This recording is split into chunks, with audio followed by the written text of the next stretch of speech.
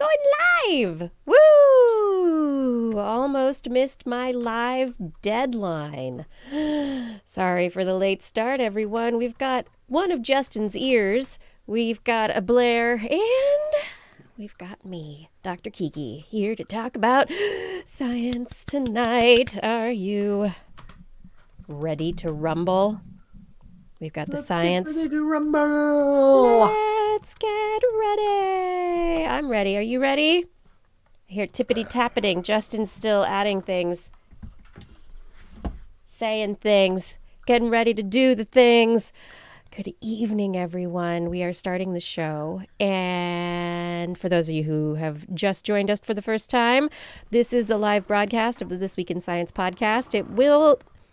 There will be mistakes, there will be technical flubs, there will be things probably that will get edited out for the final podcast. But this is where you watch the whole show and watch us do it live, in person, beginning in a 1, 2. This is TWIS. This Week in Science, episode number 820, recorded on Wednesday, April 14th, 2021. Is it time yet? Hey there, I'm Dr. Kiki, and tonight on the show, we will fill your heads with fish, psilocybin, and screams. But first, Disclaimer. All of the content from all of the platforms in which content is contained on whatever new device that streams it into our consciousness cannot compete to the simple beauty of having your favorite beverage outside under the bright blue sky of a sunny Southern California springtime day. Or in a crowded cafe bookstore in cloudy, sweaty weather Portland. Or a bustling New York deli where everyone is bagels to briskets, wanting what she's having. Or even mingling with the masses in the fragrant fish markets of foggy San Francisco as the world begins to emerge, albeit too soon, from a half-masked attempt to divert a pandemic. In those simple things that we've been missing, once taken for granted, we will relish with tremendous glee once everything begins to get back to actual normal. Going out in public, to places not inside our own homes, will be amazing. But before we go full-on post-pandemic COVID complacency, let us keep in mind that while we're almost there, we ain't there yet. So sit back, stay home, tune in to the electronic void just a little bit longer with This Week in Science coming up next. I've got the kind of mind that can't get enough. I want to learn everything. I want to fill it all up with new discoveries that happen every day of the week. There's only one place to go to find the knowledge I seek. I want to know what's happening, what's happening, what's happening this week in science. What's happening, what's happening, what's happening this week in science. Good science to you, everybody. and a good science to you too, Justin, Blair, and everyone out there. Welcome to another episode of This Week in Science. Thank you so much for joining us once again, or maybe for the first time. We are so glad that you are here, and we hope that you enjoy this adventure in science. Science. Whoa! All right, back again. We have a whole week's worth of science to talk about. I have stories about super sneaky light sneaking its way through things. I have a Fermilab follow-up from that story from last week, an official COVID update, and a change to some science textbooks. What do you have, Justin? That's a good question. I think I've got, space dummies. Magic mushroom that makes you happy? Yeah. Oh, and he froze. Happy? I thought he was just pausing for dramatic effect. But here we are. We heard mushrooms that make you happy? And then you froze. So this is weird. So I think I must have some hiccup in my connection because did you see Kiki hiccup at her intro? Yeah, everything's been normal on this end. So yeah is not a. So it's the opposite. I don't understand your So question. no, she didn't. Okay, never mind. So there's something wrong with my internet. Okay, I'm just making sure because I had the same thing happen in reverse, but I wasn't sure if it was this end or that end. Anyway, 3, 2, 1. If we do editing things, I've got Space Dummies, a magic mushroom that makes you happy, imprinting autism, and why 2020 doesn't count. It doesn't? It doesn't. No, it doesn't Good. count. Nobody thinks it It counts. does not count. No. It doesn't. Okay, I want to hear the science behind that, though. Blair, what is in the animal corner? So believe it or not, in the animal corner, I have screaming, I have speed bumps, I have yawning, and I have blood. So It's all over the place. It's like, speed bump. Don't get in an accident because you're yawning. Uh-oh, blood. Okay, I am very you can do thrilled that. for the story that my mind is spinning up for all your animal stories. Yes, they are in fact animal stories. All right, everyone. As we jump into the show, I want to remind you that if you have not yet subscribed to This Week in Science, you can do that. You can find us all places that podcasts are found. Look for This Week in Science. You can also find us on YouTube, Facebook, and on Twitch. On Twitch, we are TWIS Science. Oh, yeah, we're over on Instagram, too, as TWIS Science. But our website is twis.org, and that's where you can find out links and show notes related to every episode that we produce. All right. This weekend, I have an announcement. Well, if you've been listening, you know this announcement, but just so you know, this weekend is it. April 17th, 4 p.m. Pacific time. DTNS TWIS crossover. That's right. Yeah. Teaming up with the DTNS team on Saturday afternoon here in the Pacific region, but it could be evening for you or morning, wherever you are. And we're going to have some science tech fun. It's going to be like dipping chocolate in peanut butter. It's going to be great. We've been taking suggestions from Twitter and in emails. It's very exciting. Very exciting. Don't miss it. We will be broadcasting to all of our usual platforms. You'll be able to watch the show on our YouTube channel, on Facebook, and on Twitch. Okay, here comes the science. I'm gonna like super physics science you just out of the gate for the show. Okay, you ready? You ready for some super physics science? Last week I opened the show talking about the Muon G-2 or G2 experiment that took place at Brookhaven National Laboratory and Fermilab, and they've been working on determining this magnetic moment calculation for muons. And last week there was an experimental result that really deviated from what would be predicted by the standard model. And so researchers are like, ooh, does this mean new physics? Well, I didn't realize it, but on the very same day, or no, actually, I think it was like the next morning. It was like after, just right when this stuff was going on, there was a whole new publication in Nature by another group of physicists, theorists, not experimentalists, and they did a really big supercomputer computation to figure out the same value that the Muon G2 experiment had just found through experimentation. So these theorists, they're like, no, our supercomputers are way better. And so this value is great. And their value is really, really close. The value they figured out is kind of like it agrees more with the standard model. And so that makes it so everybody's like, oh, what is going on? Which is right? Which is wrong? And now it's the battle of the theorists and the experimentalists, and everybody's going to be waiting for more data to be crunched for the experiment, and everybody's going to be waiting for more supercomputer theoretical experiments to be run to see which way the dice are loaded. Because there's no answer yet. This is science. And it's very exciting that both of these results came out opposite from each other, basically on the same day. And it's experimentalists versus theorists. So this, to me, is like the epitome of physics research. But wait a second. So wait, maybe I'm missing something.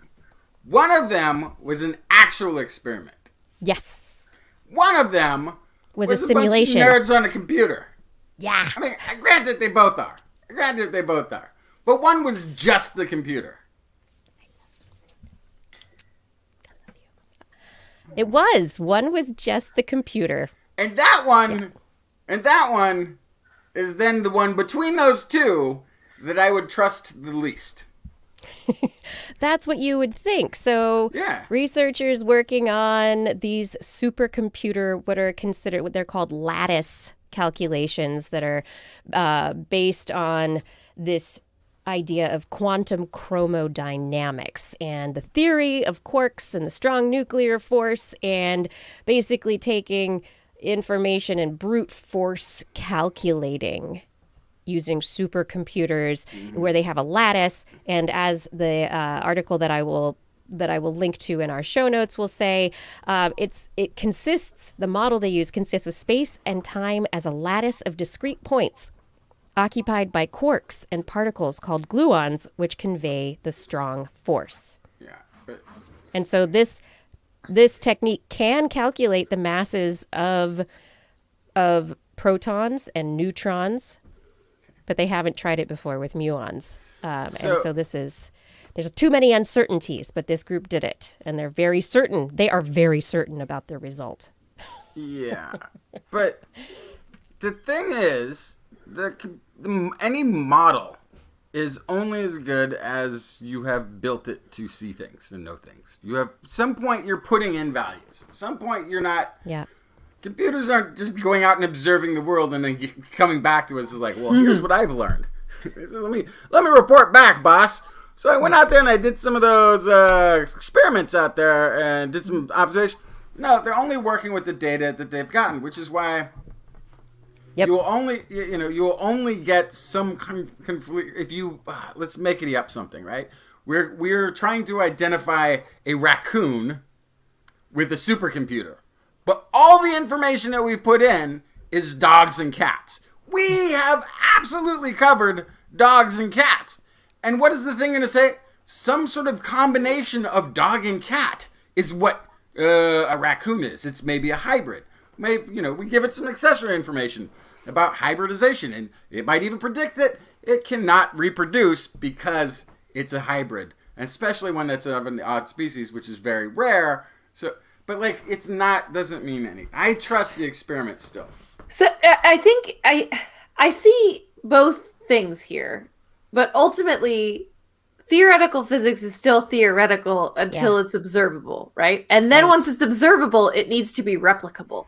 Yes. So these are kind of so first of all, they observe something. They think they observe something. It wasn't replicable in a computer model. So that's kind of a problem. So now is it replicable in anything moving forward, right? But then on top of that, yes, computer models are just models. So I see it fighting from both sides, kind of. Yep. So basically, more work needs to be done. That is where we are. They need to replicate the experiment, or at the very least, really dig into the data that they have to see if their result is robust and stands up. But yes, there need to be more experiments, more simulations, more brute force calculations, more fist fights between theorists and experimentalists. Mm-hmm. No, I'm kidding about that last part. That's not true. But yes, more data. That's the only way that a true consensus will eventually be reached. But for anyone to say, this one experiment is the real answer, this one calculation is the real one, at this point is very premature. Mm-hmm. Yeah, I mean, I would have a very different opinion if there was another experiment that was run that came out with a different answer. Then I'd be like, ooh, now we have a battle of experimentation. Exactly. And what are your parameters, and how was it conducted, and how was this recorded, and How did you crunch numbers to figure out what was in that data? And how did you do that? And all that becomes on board. But one that just didn't have a experimental basis on it, I would have a hard time believing that one. Oh, yeah. Well, but it's tough because experiments have potential for human error. So I feel like this is where I see, in order to know what's really going on, both should agree. The thing that takes human error out of the equation and the thing that isn't happening in the real world. There should be consensus for me to really think something is happening. Yep. And that the theorists and the experimentalists really know what's going on. That they've got a theory. Really. Yes. Yeah. All right, let's move on. Yes. From physics to space, Justin. Oh, is it the space story time? Okay, so this is Blue Origin. Almost launched people into space today. Almost. So close. Yeah, they didn't make it, unfortunately. Wait, what happened to the people? The astronauts... Something bad? No, they're fine. They're fine. Everybody's fine. Good, all right. Astronauts tested seatbelts. They checked out the radio links. They went over the in-flight safety video. They placed their phones in rocket mode, and they thumbed through the in-flight menu to see what food was going to be being served on the trip, before then exiting the craft right before it launched. Why would they do that? They were that close. The New Shepard rocket launched, went on a 10.5-minute trip, and landed again. This is quoting voice from Ariane Cornell. While there are no astronauts on board today, that was a critical step toward our march toward first human flight. Yeah, you got to test the seatbelts. I was going to say the flight commentator might have missed the fact that human flight is a thing that we've achieved many times. Yes, but not on the New Shepard mission. Many times. Human flight. Yeah. It's the first time you've been successful at it at some point, but it's not first. It's anyway. Anyway, That's they say the company's... That's what they were getting at. Their own first human flight. She didn't say that. She said, our march toward first human flight. Come on.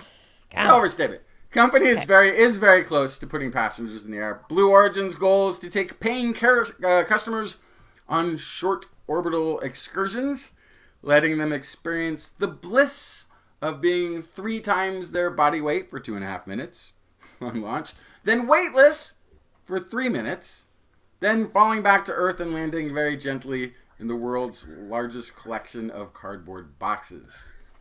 No. This was the 15th flight of a New Shepard rocket. This is named after the first American in space, Alan Shepard. Capsule reached an altitude of 66 miles, which is just above the official border to space, which if you think about a place that's 66 miles from where you're sitting right now, you're looking at an hour's drive. Doesn't really seem that far. That seems pretty easy. But when you're going up... Straight up, yeah, for an hour. Takes a lot of energy. And they don't go straight up. They kind of go a bit in an angle. Straight up. I think you fall back arc. Down. Yeah.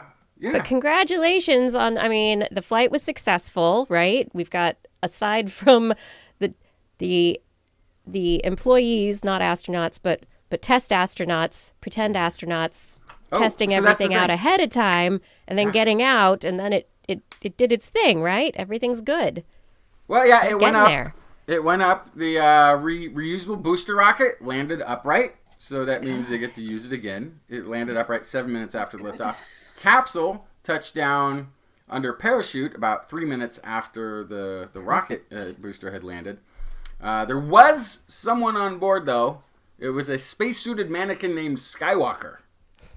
There was one dummy on board. One of the things they point out is that it has the windows make up 1/3 of the capsule. Yeah. It's only like a 6-person seater thing. I've been inside the capsule before, and it's beautiful. Yeah. Yeah. Yeah, it's beautiful. There's a lot of space. The windows make up most of it. So anyone lucky enough to be able to take one of these flights, once they really start taking space tourists up, they're going to have a great view and a really great ride. Because what's the point of going to space if you can't look out a window and go, "Hey, look, I'm in space." So something just occurred to me that I don't know why I hadn't really thought about it, but were you joking, or do they really have a menu? No, they don't. Okay, because it's short. But like in the future, right? I assume there will be longer excursions. And I just kind of had this thought about being a space flight attendant. Eventually. And what a wild job that's going to be in the future. Eventually, I mean, you're all astronaut / flight attendant. I mean, you people think do double duty. Both? Yeah. Oh, interesting. You'd have an astronaut serving drinks? I don't know. I don't think that's gonna, because it feels like it will be too much to put somebody through to have them launched that many times. Oh, maybe. Yep. Yeah. You know what I mean? Because it's a 10-minute flight, but that's like 3 G's. Yeah, for like unless 2.5 it's just part of minutes your rotation as every a Delta flight attendant. every to do, 10 yeah. 3 or All 4. right. No. Anyway. But I while think you're they have coming to be down, just the while passengers. while you're coming down, you might be prone to screaming a bit. Oh, that's true. Yes. Yeah. So, But why Blair, you might be screaming? Yeah. That's the question. Are you I like it. screaming Wait, because I know it's a transition, and I know I'm screwing it up, but I do really like the fact that you were more pointing out the fact that there can't really be an in-flight menu versus the capsule landing in a giant stack of cardboard boxes, because that's the one, because it's the owner of Amazon's company. Oh, that's what happens to all the cardboard. Yeah. Anyway. Okay. So, screaming. You might be screaming on your way down from excitement, elation, Yes. terror. I don't know, any number of things, right? So screaming for humans can mean a lot of things. Sometimes I scream when I see someone I haven't seen in a long time, and I'm really excited to see them, even though that might make me a little bit basic. But anyway, University of Zurich wanted to look at human screams and what those signals mean. They found that human screams signal more than just fear, as I was saying, and are more acoustically diverse than other animals. So they looked at scream-like calls in a lot of animals, but they always seem to have a negative context, a social conflict, the presence of predators, environmental threats. But humans also scream when they're sad, when they're experiencing despair, and when they're experiencing elation, when they're crazy happy, right? And so they see this as unique amongst humans. They looked at 12 participants. They were asked to vocalize positive and negative screams. And they kind of described a situation before they did it. And then a different group of individuals rated the emotional nature of the scream. So they classified the scream into different categories and then underwent functional magnetic resonance imaging, fMRI, while listening to those screams. They revealed 6 psychoacoustically distinct types of screams: pain, anger, fear, pleasure, sadness, and joy. So only really one or 2 of those are part of what we were talking about in the animal kingdom, maybe pain and fear. So these are new to the animal kingdom, as far as we can tell. We don't know, all the time we're finding out animals are making sounds we didn't hear, that things mean what we didn't think they meant. So this is definitely, we'll put a pin in this for later, but it sounds like this is pretty unique. And listeners responded more quickly and accurately and with higher neural sensitivity to non-alarm and positive scream calls than to the alarming screams. So they had more frontal lobe reaction and quicker reactions to these things that seem unique to humans. And so they're also more diverse in their signaling and communicative in humans than we had assumed. So this seems to be a diversified communication technique in humans and represents a major evolutionary step.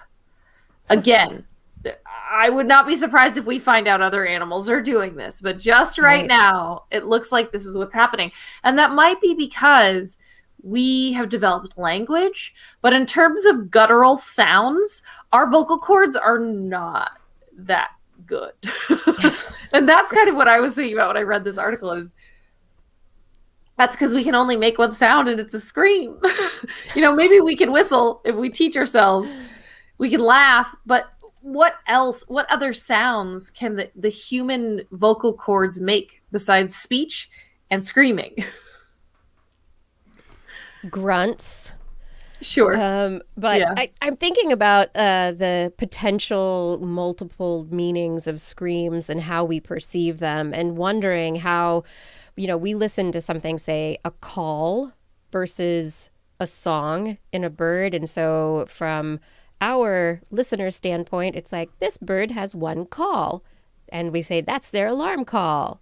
And then we say, they have this song for these other. What if that call actually has differences that we haven't noticed yet that the birds pay attention to? Mm-hmm. Similar to how this is turning out. Yeah.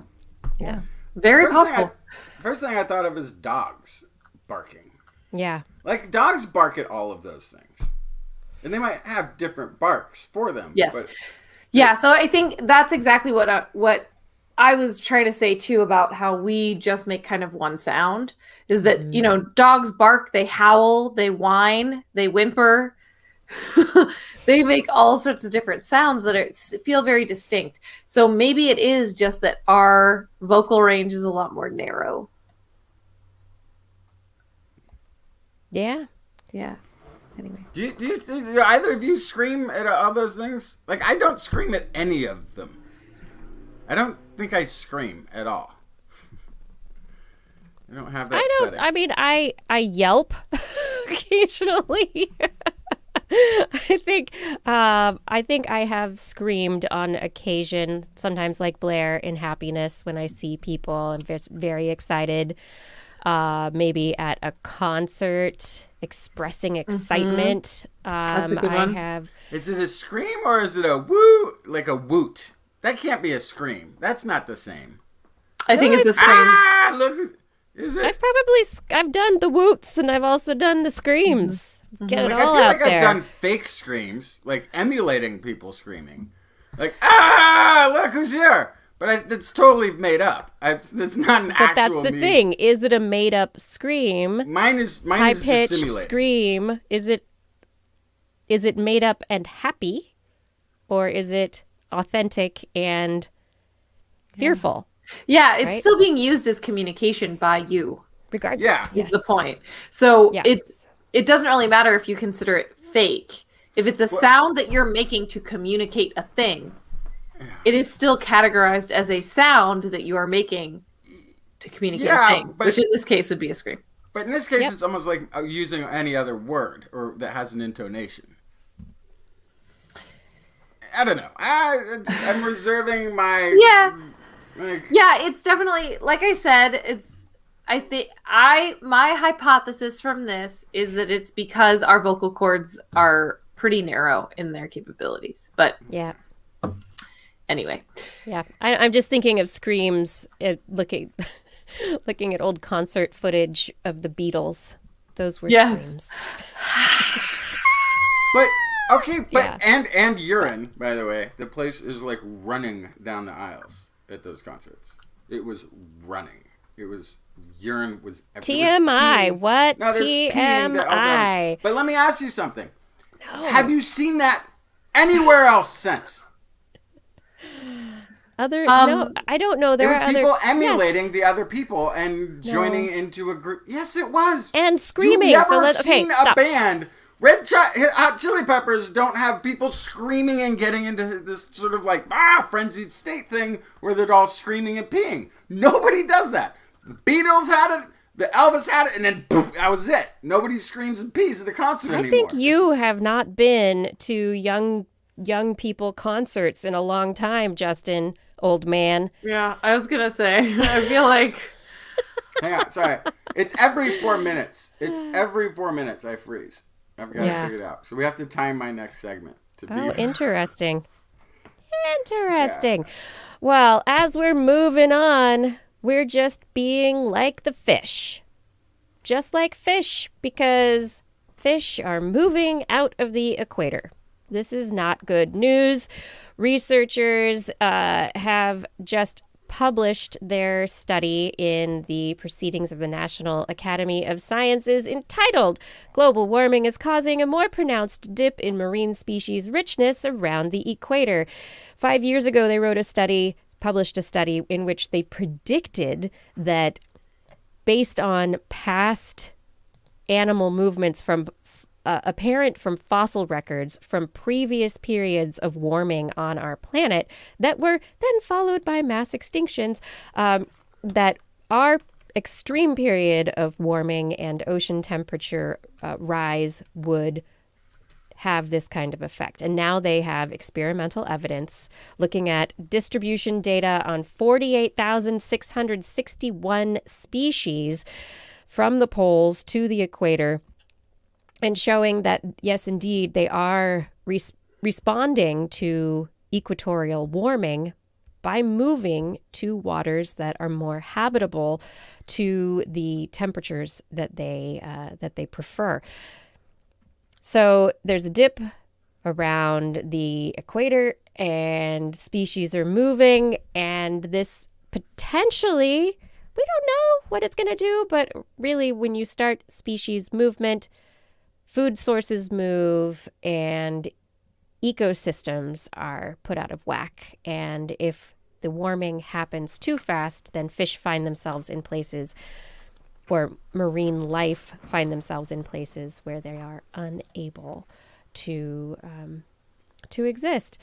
And so, not good news.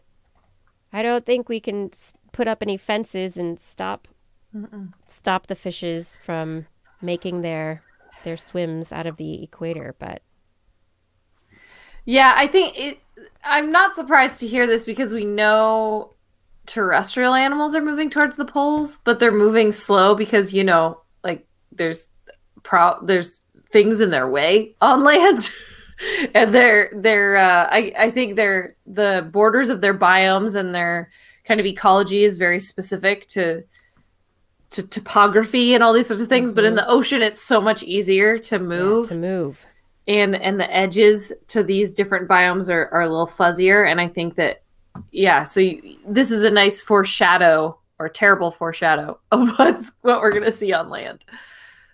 Yeah. And foreshadowing. But, for people out there who are concerned about sustainable fisheries and how fisheries will be maintained, this is going to be a huge part of that, is knowing where the fish are going and how they're integrating and interacting with other marine life and how they're able to survive. All right, Justin, time for some psilocybin? Oh, that's a great idea.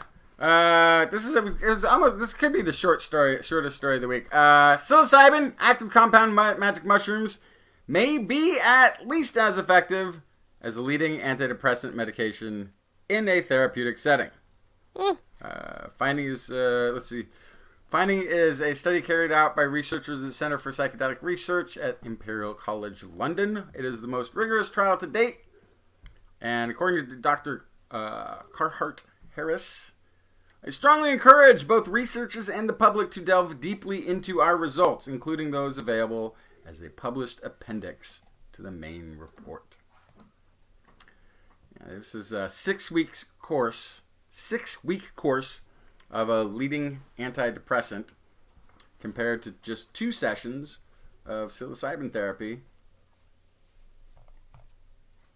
Take away the psychoactive part, the psychedelic part, and Why? you've got a powerful antidepressant right there. Yeah, so, one of those two, those are both drugs that we're looking at right? So it's not that one's a drug and one isn't. Although one is a fungi that produces a compound that can be used as a drug. Yes. Yeah. But yeah, I don't know. That's just sort of, that's not really news if you have ever heard of psilocybin or ever read about it. This has sort of been known for a long time. But the news is that it is at least as effective as one of the leading antidepressants on the market. So this is really big news from that perspective. It's another tool in the tool belt potentially, and we've been talking about this kind of stuff on the show for a long time. The potential for some of these substances to help people. And so it's great that the research is pushing forward and actually has been allowed to get to this point, which is fantastic. They have some PR work to do. Sure. It's definitely a way to explain that you're making a drug out of a natural element instead of a lab created element, and otherwise we're not trying to give you psychedelic mushrooms. It's not the same. Right. Yeah, but from there, I guess the question is, can they get into psilocybin and remove the psychedelic part of it to be able to make it tolerable for a wider range of people who would be interested? But just to know that it works, 2 doses in a therapist setting, in a controlled setting, that's amazing. That's really promising. As Shubru brings up in the chat room, this is where microdosing could be helpful. If they can find a way to provide it at a low enough threshold that you kind of build it up in your system and there's efficacy, but you don't have the hallucinogenic kind of side effect, I guess you could call it. That's what they would call it if it was a lab-created drug, right? They would call it a side effect. Weird dreams. Mm-hmm. So side effect. Okay, but just to be clear, the antidepressant side effects are sexual dysfunction, anxiety, dry mouth, and I guess that's drowsiness. Yeah. So, I'm not saying you're wrong. I mean, I'm just saying there's some PR work because people are there's going to be an aversion originally to taking mushrooms as a Totally therapy. Yeah, that's all. Yep. I think that's where it loses, and we should just give up on it because I don't think it's going to win that fight. I don't think psilocybin can because you can't patent it because it's natural. But if they're able to isolate a compound or make a synthetic psilocybin, something that has been isolated or there's a methodology to isolate it or they can create it synthetically in the lab, suddenly you can patent it. And suddenly it is they can charge pharmaceutical. For it. Yeah. But if you can grow it in your closet, I'm just saying, as soon as you go up against the money of the pharmaceutical companies, then it's not that you have to build up your PR on your side. It's that you're going to get crushed by a machinery that's designed to push you out. If somebody patents it. If not, then maybe just, Maybe. How about pushing some light? Pushing the light fantastic.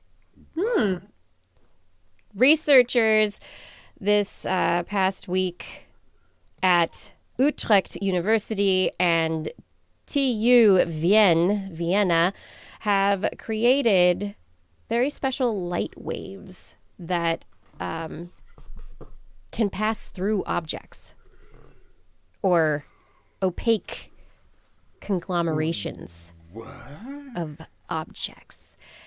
Yeah, so it's really a fascinating concept. There's a particular class of light that these researchers worked with. It's called scattering invariant light.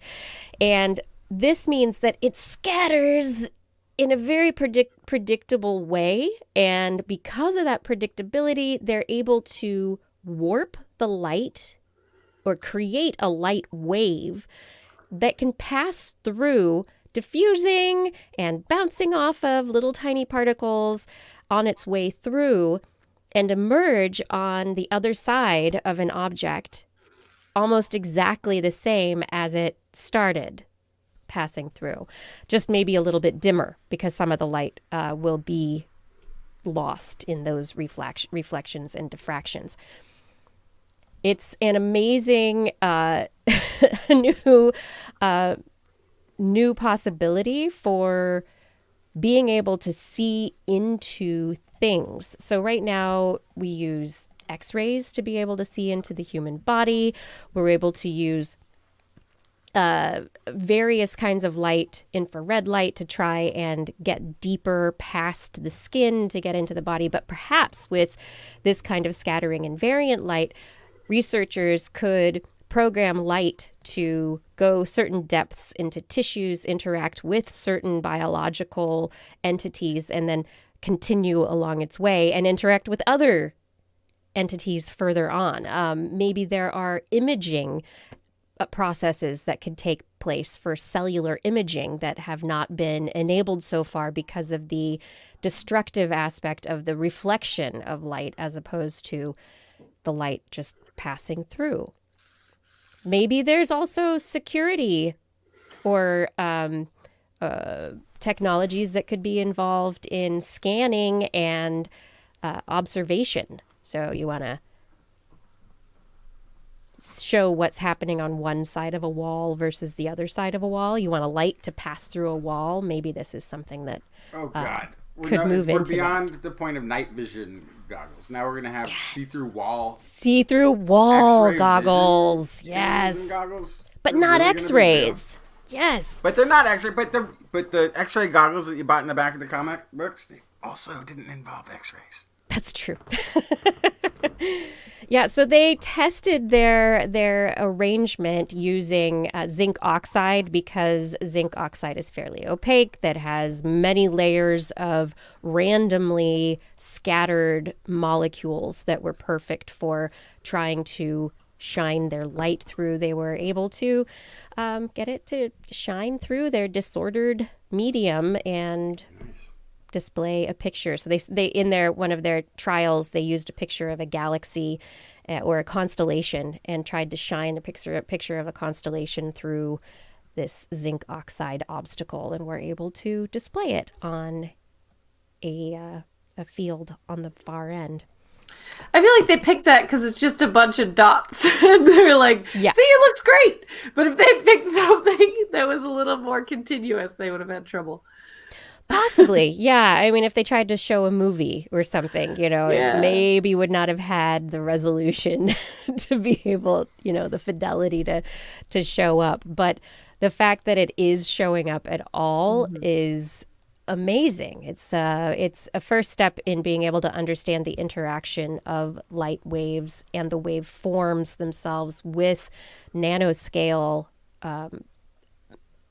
atomic scale, with the atomic scale that is contained inside objects, obstacles, and it's I'm excited by this. See-through walls, the invincible light ray. It's exciting. Blair, you had one more story? Yeah, just a real quick one about speed bumps and how it's saving monkeys. What? Yeah, it's from Wildlife Conservation Society. And this is specifically looking at the Zanzibar archipelago at the red colobus, Pileocolobus kirki. Almost Kiki, not quite. And they looked at the installation of 4 speed bumps along a stretch of road that these colobus were crossing all the time. And they found, based on historic data, that 1 monkey was killed on average every 2 to 3 weeks by traffic. That's a lot. But after speed bumps were installed, it was reduced to 1 every 6 weeks. So just slowing down traffic reduced mortality of monkeys on the road. And I know here in the United States, where we think about roadkill and we think about raccoons and stuff like that, skunks. But if you live in Zanzibar, roadkill could be monkeys, endangered monkeys. So this is just a really good kind of pinpoint study looking at this one area in Zanzibar where speed bumps have been extremely helpful. And so as tourism grows and habitat shrinks, which will continue to happen in wild areas, using science to figure out the easiest and simplest solutions to problems can save species. And so if installing speed bumps saves species in areas that have a high kind of concentration of endangered species, you can just install a bunch of speed bumps and that will reduce fatalities on the road. That is a huge plus. So. It's amazing that it's just slow down, everybody. You're driving too fast. Mm-hmm. Yeah. Slow down, you move too fast. We got to make the monkeys last. Oh, yeah. You're right. You did it better. I couldn't help myself. I'm sorry, but not sorry. Yeah, anyway. Speed bump. Slow down. Slow down for monkeys. Slow for monkeys. Such a simple solution. Yeah. Mm-hmm. Yeah. Sometimes it's just scientific investigation to collect some data. And yeah, you're right. You are right. Hey, everyone. Thank you for joining us for another episode of This Week in Science. We would love it if you're loving the show to help us grow. Please tell a friend about TWIS today. Time for the COVID update.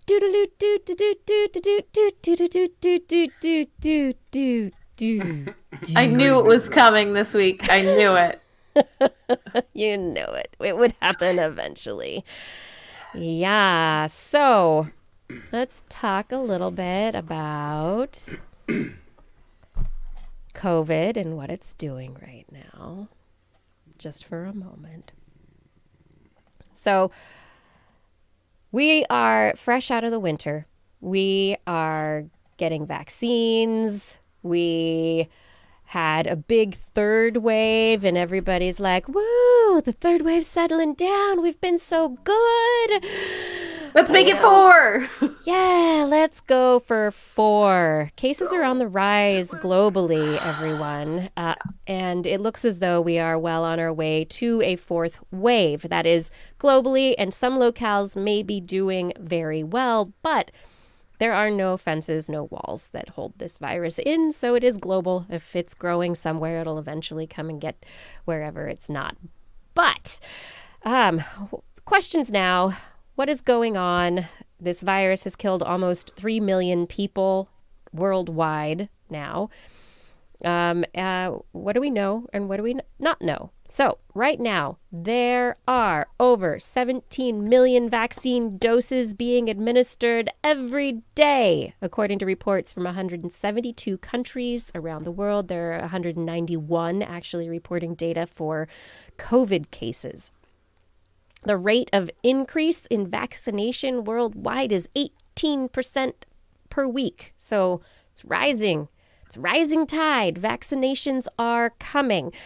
In the United States, 29% of adults are fully vaccinated. 47% are at least partially vaccinated. 47% are at least partially vaccinated. 62% of people 65 and older fully covered.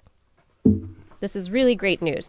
It's especially exciting as all U.S. adults are going to be able to get in line to get vaccinated as of April 19th.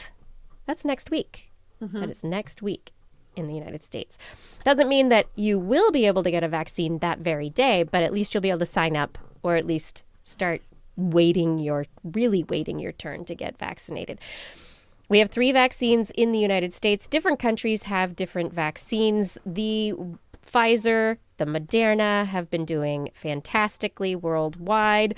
AstraZeneca had a little hiccup with some blood clots, and another adenovirus vaccine, Johnson & Johnson vaccine, has also been put on hold here in the United States after 6 people, all women, were diagnosed with blood clots. And they're not just any ordinary blood clots. These are a specific blood clot that is in the veins that draw, the portal veins that draw blood from the brain.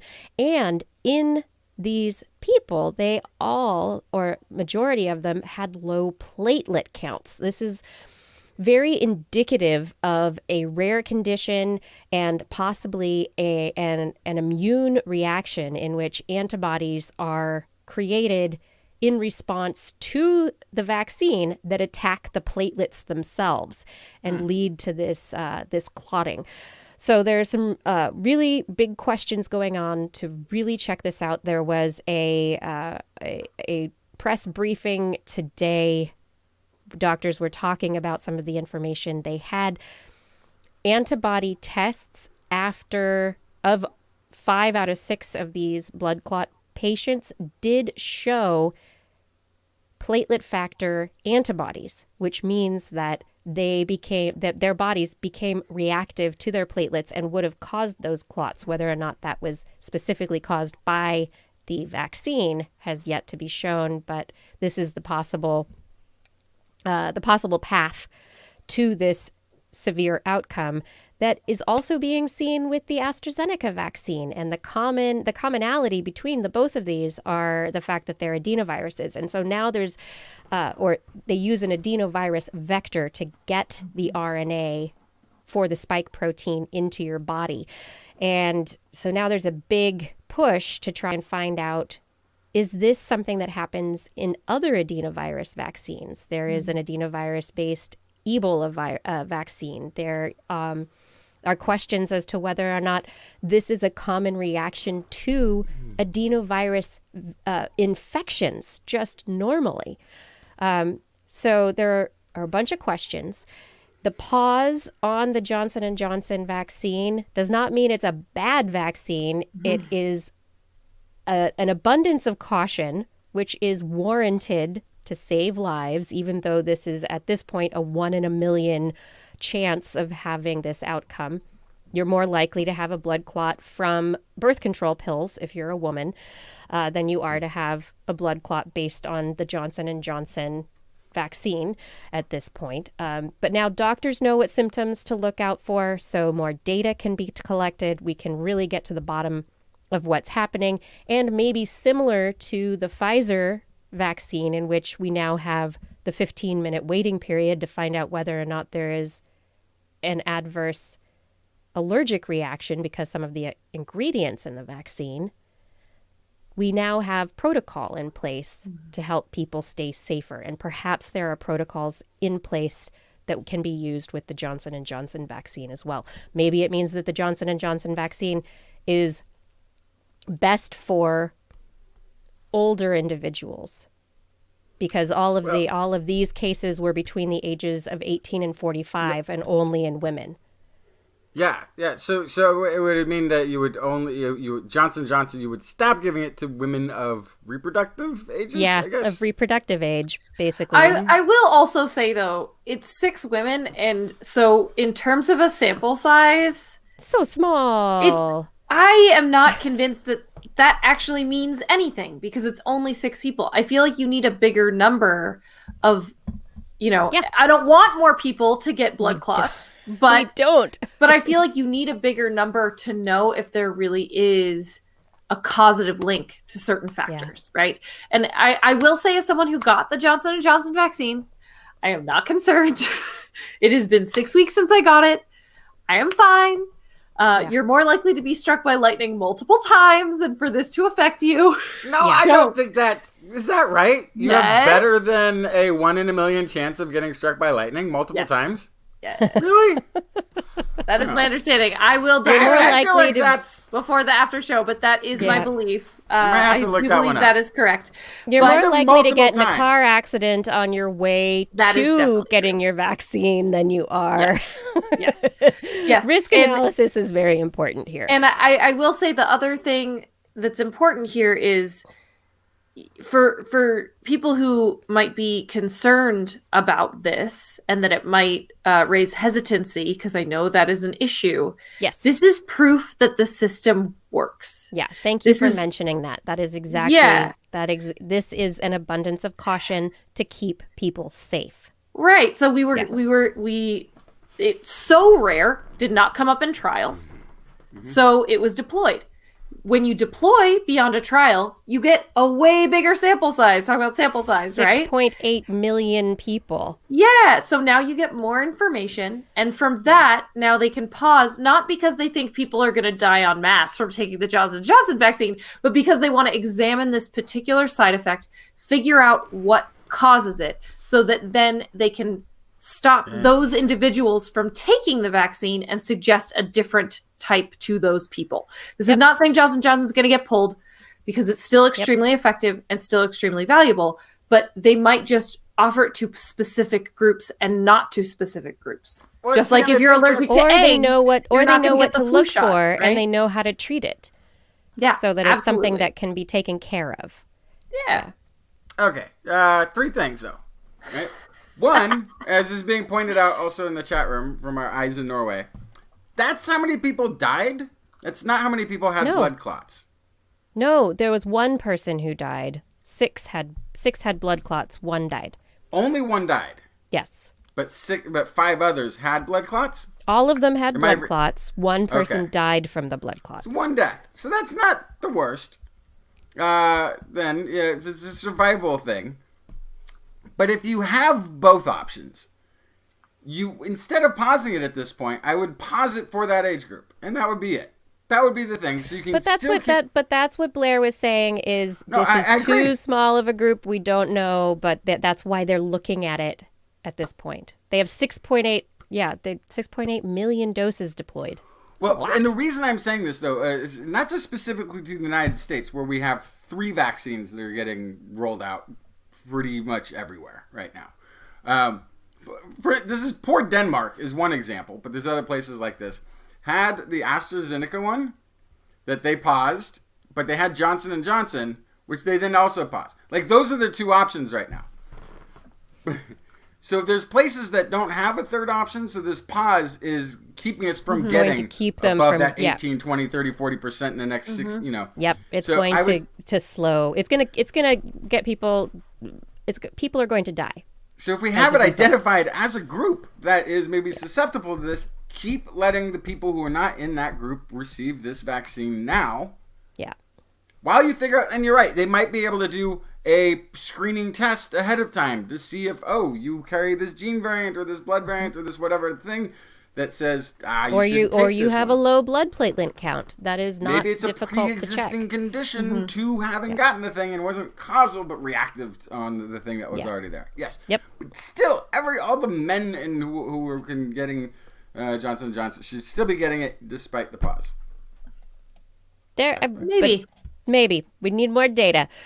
All right. So that has been Can I also just really quick tell you how likely you are to be struck by lightning, because it's pertinent? Yes. Okay, yes. So depending how you count it, it's between 1 in 500,000 and 1 in a million in a year.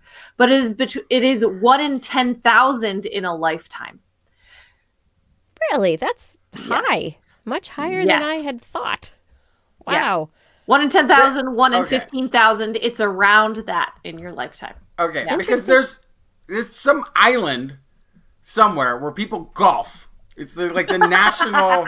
It's like the national sport, and for them, they get electrocuted 3-4 times around.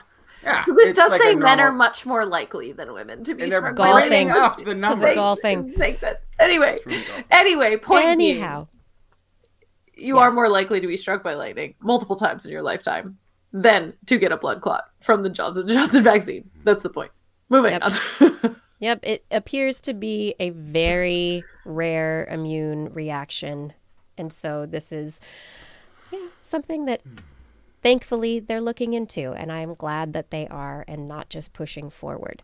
In addition, Pfizer has completed a clinical trial of kids aged 12 to 18. It was 100% effective at reducing severe disease. And so they have applied for an emergency use authorization with the FDA. And by May, depending on the outcome of that review process, kids as young as the age of 12 may be able to be vaccinated with Pfizer. And that would be great because some of the newer variants are running amok in young adults. Yes, they are. One of the questions, though, that has come up is, and you've brought it up on a previous episodes, Blair, is why are young adults getting infected more often all of a sudden? And there are many aspects to it. There is the higher transmission of the B117 variant, which is becoming more dominant.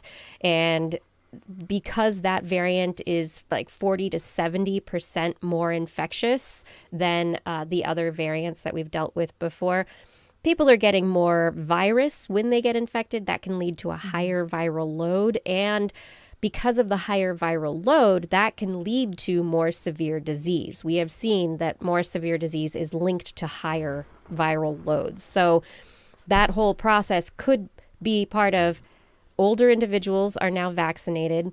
The vaccines so far work very well against the B117 variant. And so we're not hearing about older individuals getting ill as often anymore.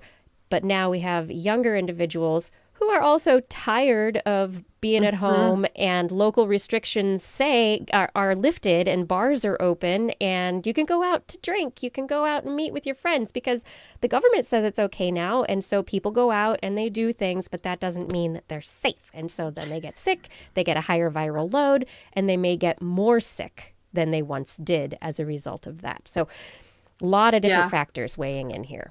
Yeah, as someone who's worked with teens for a long time, I can tell you they're real bad at social distancing. Yeah. They don't want to wear a mask. If they don't want to wear a mask, they're going to take it right off. But also, they are so sick of being inside, and we're sending them back to school, and all of those things together. It could be more than just the variant. It could be the fact the kids are back together again. It's a perfect storm of social factors. Yes. A lot of what happens with this virus is completely social factors. The waves that come and go, it is more how people are acting that brings those waves forward and back, as opposed to people getting vaccinated. Like these waves are really, really here because of things that we choose to do.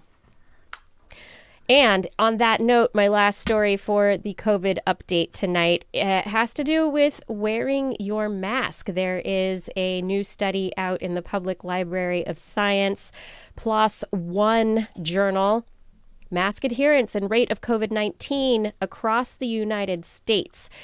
They found, looking at COVID-19 case rates across the country for all 50 states and the District of Columbia, between April to September, and also May to October.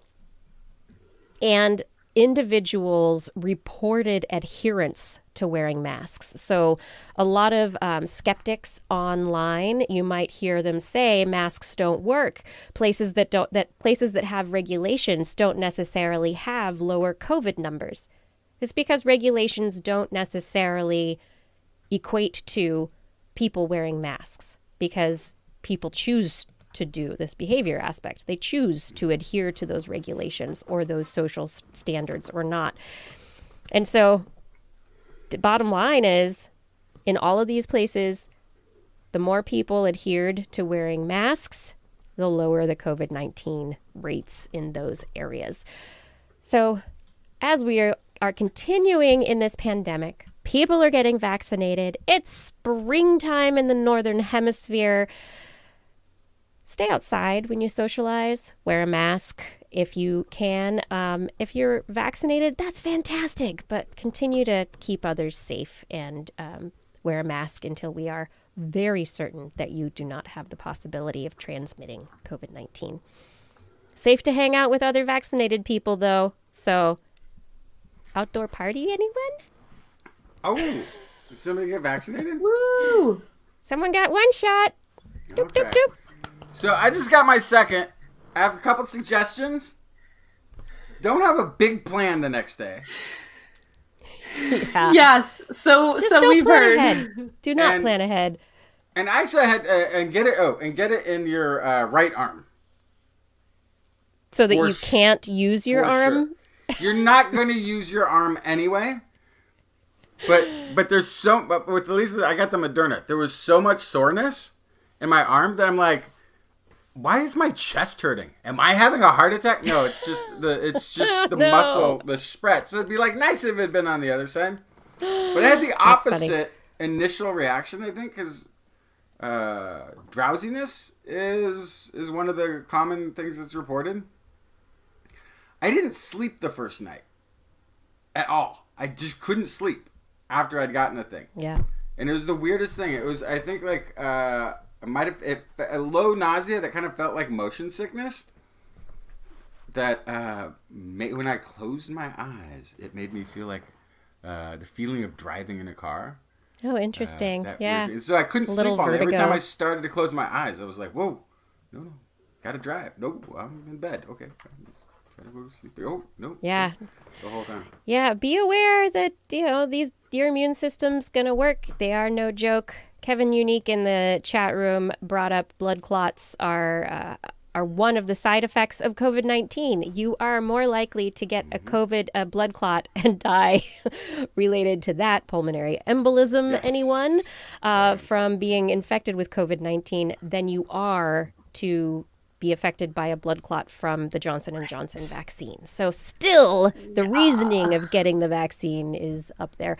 And side effects, just expect it. Your immune system's going to be working, but it's not going to be as bad as the real thing. And hopefully it will protect everyone who's vaccinated against long COVID, which is also a problem. And we're seeing it more and more in kids. There was an article today discussing how kids may not show symptoms at all, but then suddenly be subject to long-term effects because of damage to their lungs that went completely unnoticed, or neurological damage. So there's lots of let's keep everybody safe, everyone. Vaccination, wearing masks. This is how we become free again. Vaccines for freedom. That's what get it. Freedom. I want my freedom. I'm going to get a vaccine and wear a mask so that we can be free from this pandemic. There we go. Do I have something to say right now? We're done with the COVID update. Thank you so much. Thank you so much for joining us tonight on This Week in Science. So glad that you are here with us once again.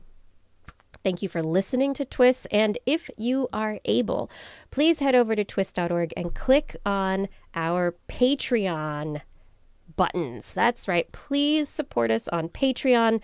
Allow us to continue bringing science and sanity and conversation and fun, hopefully a bit of fun, to your ears or to your eyes on a weekly basis. It's your support that allows us to keep doing what we do. Click on that Patreon button, $10 and up, and we will thank you by name at the end of the show. I want to hear that list of names grow, grow, grow. We really can't do this show without you. Thank you for your support. And we come back now to a land full of blood and, well, no screams, thank goodness. We already took care of those. It's time for Blair's Animal Corner. Blair? Yeah. She loves our creatures, great and small. Biped, millipede, no pet at all. If you want to hear about animals, she's your girl. Except for giant pandas and squirrels. There's Animal Corner. Stop, Blair! No, Stop don't make it. me yawn. Stop it with We have a lot more show to do. Nope. Yum. Yum. Darn it. Yum. I was trying not to. Oh, they're contagious. Let's see how many times I can get our listeners to yawn during this study by saying the word yawn. This is University of Pisa looking at lions and hyenas and contagious yawning. They were looking at these animals living in the wild in Africa. And as we know and we have discussed on this show, prior research has shown many animals yawn. And as with humans, as with humans, it results in increased blood flow to the head. It oxygenates and cools the brain. And so, in short, it's believed that yawns make us more alert. So let's try to get us to wake up. Yawn contagion, which we've spent a lot of time talking about on this show, it has to do with seeing someone else yawn or hearing the word yawn or talking about yawning. Oh my gosh. I feel The You're urge making to your own yawn. self yawn. We they do it can't even themselves. do this without yawning.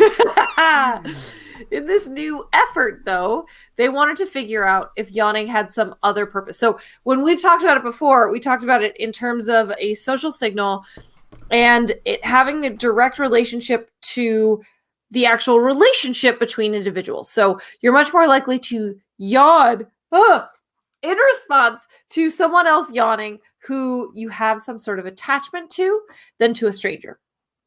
And so there's some sort of social aspect to the contagion of yawning. So when they were looking at lions, first they started looking at hyenas, but then it turns out hyenas and lions kind of hang out near each other in South Africa. This is in the greater Makalali Private Game Reserve in South Africa. And the lions, they found, had a lot of yawn contagion going on. Stop saying that It's word. really hard. But they also noticed that there was something else happening with yawn contagion. When they copied the yawn behavior that someone else did, they then copied other behaviors that happened afterwards. So over a 4-month period, researchers recorded many hours of 19 lions in their natural environment, and they paid specific attention to yawning in the videos. And what they found was that lions mimicked behaviors that followed a yawn as well as a yawn. So if one lion yawned and then another yawned in response, if the first lion stood up and walked a little bit, the second lion who had just yawned in response would also get up and walk a similar distance. So there is a mimicking behavior happening back and forth. So this is, again, totally just observational. There's no for sure links as to if this happens in other groups of lions, why they're doing it, but the suggestion from researchers is that it might be a way of boosting group vigilance. So they're saying like, kind of, be alert, wake up, look around a little bit. So it's part of boosting collective awareness. It could help them spot food. If they're not lions, it could help them notice threats. So there is something there, they think, to it's kind of a signal that it's more than just I yawn, you yawn. It's like I yawn, you yawn, and then you pay attention to what I do afterwards. Right. So it's I'm rousing myself, which is a social signal that I'm about to do something. I'm rousing. You should rouse also. Yeah. Mm-hmm. Yeah. So I like this Get up. kind of the Time to go. next level because it does connect to the conversation that we had before about social connections. It would make sense. This would be the next step, right? The reason that you only have yawn contagion amongst people that have social connection is because you would only care what someone you're socially connected to would be doing. Right. Generally speaking. And if it's a lion in your own pride, that lion might be taking a look at what those hyenas are doing. Mm-hmm. That, yeah. Yeah, and checking it out. Conversely, if it's a lion from a different pride, they're not going to share food with you anyway. Right. So maybe it doesn't matter that they're getting up to go look for some food. Mm-hmm. So interesting look at yawning in lions. As a social signal. One more, I'm going to clear the deck. Okay, now from yawning to blood. I have an amazing story about bird blood. I'm alert. You're alert. You've oxygenated your brain. You're ready to go. I'm ready. So this is from researchers at Lund University in Sweden. And they made kind of a wild discovery. I don't know. Maybe, Kiki, you also let me know if this is like not that new or earth-shattering, but I thought this was an awesome study. So this was looking at bird blood in winter versus autumn. And something very specifically that allows a bird's blood to be a little radiator in their body. Aww.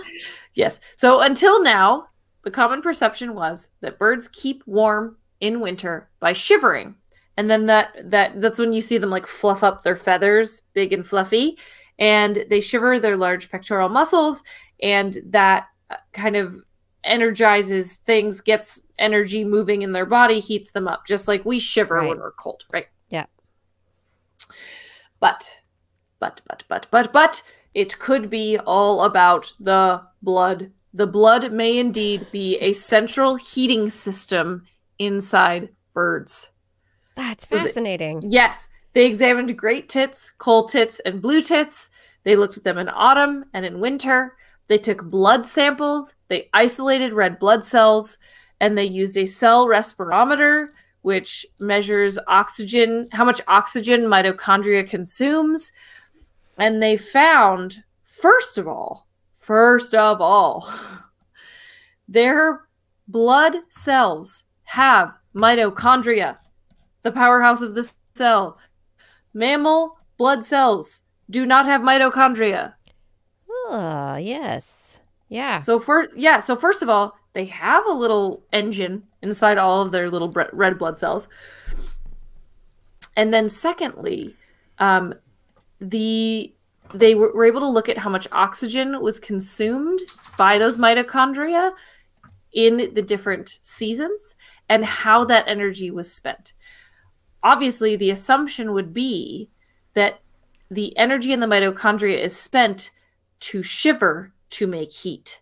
But instead, it looks like the oxygen consumption spiked in the winter and was spent on producing energy directly to create heat.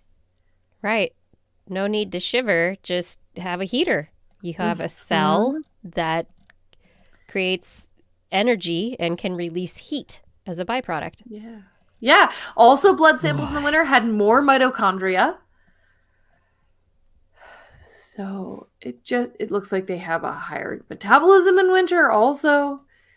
So this is wild to me. This is a crazy, wild, insane study to me that awesome. Mitochondria in red blood cells in birds. Also just creating their own heat. I love it. So, question, is this something that reptiles possibly do? Great question. Or at the very least, dinosaurs. Yeah. Did dinosaurs have this? Yes. Yeah, great question. How far back does it go?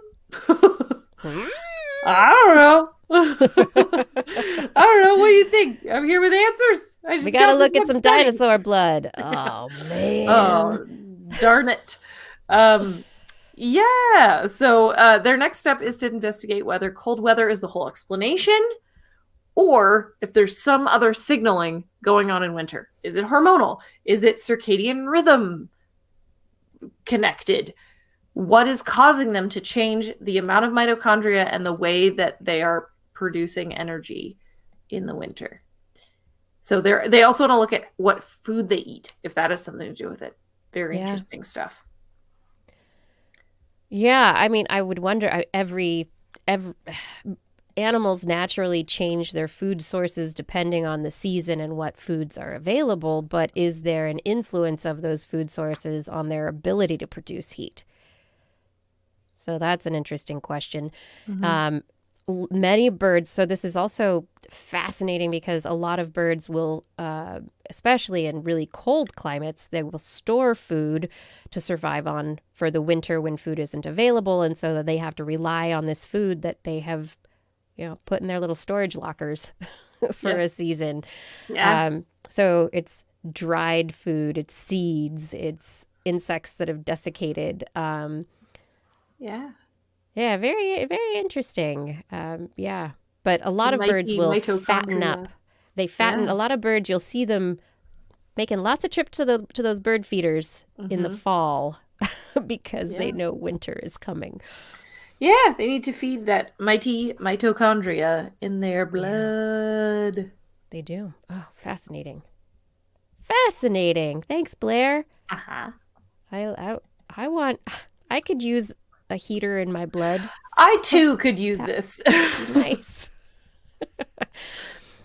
I know these are other interesting. This bringing this up is also very interesting because of other aspects of bird physiology such like heat pumps, being able to keep heat in the extremities, and how blood is pumped through their legs and their feet. Oh, lots of interesting stuff there physiologically. But we're done with the animal corner, so let's move on to a little more This Week in Science. You're watching This Week in Science, and oh hey, if you haven't been to our website yet, go to twis.org, click on the Zazzle link, and you can find our merchandise. Maybe buy a hat or something. Spring's coming. You gotta keep the sun out of your eyes. Get a TWIS hat. Might be nice. Hey, Justin. Do you have a story? Yeah. What do you want? What do we see? How did we do it in the rundown? Science. What did we do in the rundown? Which one did we do first? We did that. Oh, yeah, okay. Halfway to zero. This is why 2020 doesn't count. Okay, let us know. So according to this here, 17 states plus 2 one-day states, Washington, D.C. and Puerto Rico, have adopted laws and executive orders, and governments have done things to achieve 100% carbon-free electricity in the next couple of decades, 2050-ish. 46 U.S. utilities have pledged to go carbon-free no later than 2050. Put all this together, and you've got about half of the U.S. population economy is basically planning to go carbon-free. Here's what's sort of here's the problem I have with this, though. This is a study that was done from 2005 to 2020.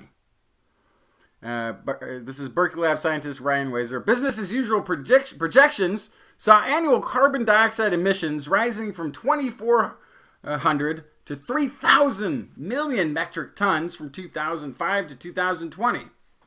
But actual 2020 emissions fell to only 1,450 million metric tons. And the U.S. cut power sector emissions by 52% below projected levels. We are now halfway to zero. Now, I like that people are making laws and trying to do things, but to use 2020 as the year you compare anything to seems like a bad idea. Mm-hmm. Seems like a bad idea. Yeah, don't know. We definitely it was definitely like a not quite a normal year. Not quite. Yeah, it's not just that there's not good data. It's just it's outlier data. It's an accounting error. It is that one time when somebody didn't calibrate the machine ahead of doing the experiment. You can't use it. You can't use 2020 data. You just are not allowed. If they had just given us 2019 and made statements based off of 2019, it would have been fine.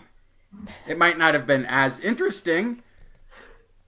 Might not have had as big of a... It's like, turns out, everything is as it was projected in 2005, and we've done nothing. That might have been the story. Nope. It might not have been. The only thing is, I don't know, because you use 2020, and the one thing I know about 2020 is that it didn't count. Yeah, nobody went anywhere. But it's promising. I know that we're going to be increasing our renewables. So I saw a study that said we're going to be speeding up, rolling out more renewables, which is exciting. It's not, there are other things that we haven't done right. 2020, not a good comparative year, but maybe we're getting better. Well, the other thing I think about too is that a lot of workplaces are going to move towards a hybrid model now with teleworking options, and I think that using it for this is kind of garbage, but using it as proof that adjusting certain expectations from a work environment could have a huge impact on greenhouse gas emissions. I think that is an important conversation, right? So that is something to look at here is if you offer people 1 or 2 days a week telecommute, that's going to have a pretty huge impact on some of our emissions. So I think it's interesting. I also think it's interesting that it still dipped so far, despite the fact that people were using, in some cases, a lot more electricity than in the past 24/7. Yeah. So that's also a funny thing is, if you compare it to 2005, we're probably using less electricity because all of our appliances have become more efficient. It feels like there's a lot more technology in the house, but your old refrigerator, your old light bulbs, and that old little television VCR combo machine that you had, those 3 used more electricity than is being used on your block now.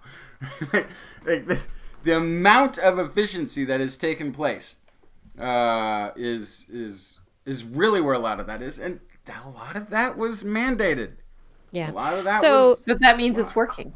So they're, the final year that they looked at was 2020, but they did look at it compared to the projected, 25 over the last 15 years, right? And so the trend is decreasing compared to the projected energy use. This is the positive take. No, Maybe it didn't decrease as much, but it was still on the way to 50% less, right? The Berkeley Labs did a great study, and it's showing that we are actually going to a more carbon-free environment. But you can't make your statement about 2020 is my problem. You could have studied 2020, but you got to stop and say, but if I say that, nobody's going to understand what I'm talking about. Nobody's going to understand what I'm talking about because 2020 didn't exist. Yeah. What you have to do is talk about something else. So there's also, it's giant increases in solar electricity, lower costs of wind power. All of these things are playing in factors, and we're actually moving pretty relatively close to the goal of being of reducing that carbon emissions down to 0 in the next couple 100 years. But we are getting there. We'll get there in less than a couple hundred. We'll get there by the end of the century. We can do it, everyone. Come on, work together. Just like we're working together. Never mind. I'll be quiet. But you have another study? Here's just a fun economic thing to throw into it. There's this is how much the American consumer has saved. Let's see. This is total savings over 15 years, I guess. For example, total electric bills for consumers were 18% lower in 2020 than what had been predicted in 2005. 2005. Yeah. If we had kept going at that rate of increase that we had been trending, we say we had 18% lower bills, which amounted to $86 billion a year in savings. Sounds like not chump change. We're going to take those savings and roll them right back into PG&E and California's fire costs. But no. Oh, that's harsh. Or PG&E. Let's move away from energy. What else you got? Okay, this is about a story about imprinting. You know what I'm talking about? Imprinting. That's when a baby duck is born, and first thing that it sees moving, it thinks is its mother. Yes. Mm-hmm. Mama quack. Mama quack. Uh-oh. Migrating fish do this. I guess it's the smells that are in the waters where they are neonates is what they are looking for when they're heading back to their breeding grounds as adults. That's how they find their rivers. So it says exposure to environmental input during a critical period early in life is important to forming sensory maps, neural circuits in the brain. In mammals, early exposure to environmental inputs is known to affect perception and social behavior later in life. Visual imprinting has been studied quite a bit. But what about smell? How does smell work? What about olfactory imprinting? So to find out more, scientists from Japan worked on understanding the mechanism of olfactory imprinting during a critical period in mice. The study is published in eLife. This is quoting Dr. Nishizumi, University of Fukui. We discovered 3 molecules involved in this process. Semaphorin 7A, a signaling molecule produced in olfactory sensory neurons. Plexin C1, a receptor for the SEMA7A expressed in the dendrites of mitral tuft cells. And oxytocin, a brain peptide known as love hormone. During the critical period, which is when a newborn mouse pup is a week after being born, is their critical period. The signaling molecule SEMA7A initiates the imprinting response to the odor by interacting with the receptor plexin C1. What it means is this receptor, what's interesting is this receptor is only there localized in those dendrites in the first week after birth. So there's this very narrow time window when it's going to be sort of activated or interacted with. So that's the window. Hormone oxytocin released in the nursed infants imposes the positive quality of the odor memory. So, of course, once you think you've got this connection, what do? If you're a scientist, you kind of mess with it. So they had baby mouse exposed to an innately averse odor. Something that would not like. Right. This imprinted odor now induced a positive response against what should be the innate natural response towards the odor. So now you have this hardwired innate circuit and this imprinted memory circuit fighting with each other about whether this is good smell or bad smell. Interestingly, too, here, male mice normally show strong curiosity towards unfamiliar mouse scents of both genders. This was something from a previous study. They found that blocking SEMA7A signaling during that critical first week resulted in the mice not responding in their usual manner. They displayed avoidance response to the stranger mice as opposed to curiosity. So, yeah, and then interestingly, whoa gosh, what could we do if we could find this region, this time, this reaction, something like this in humans? What could we imprint young people to like, I guess? But it's also interesting. Is this possible in humans? Does this exist in humans in the same way? Is there this period of time in the same way? Can we make them like healthy food? Can we imprint them with the broccoli smell if we want kids to eat their broccoli? Or how does any of that work? Secondly, though, this is... Oh, go ahead. Yeah, I was going to say imprinting is not something that we've really looked into in humans or that we've seen in humans. We can do all sorts of experiments on ducks, geese, mice, these animals, but I'm going to have to look up whether it's something that happens in humans. There are obviously preferences that are developed from a very, very, very young age, but whether or not they have to do with an imprinting process is not something I have ever heard of. So here's an interesting second thing that they're asking about or talking about. The study also suggests that improper sensory inputs may cause neurodevelopmental disorders such as autism spectrum disorders and attachment disorders.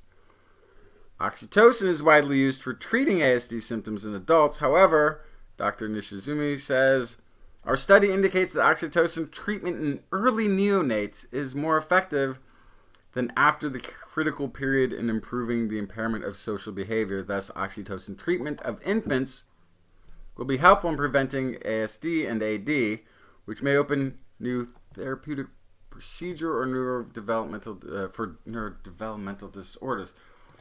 The problem there is, how do you treat a developmental issue at the time of development when you don't know that there's going to develop a problem? Like the signs of autism, these things, they show up much later, don't they?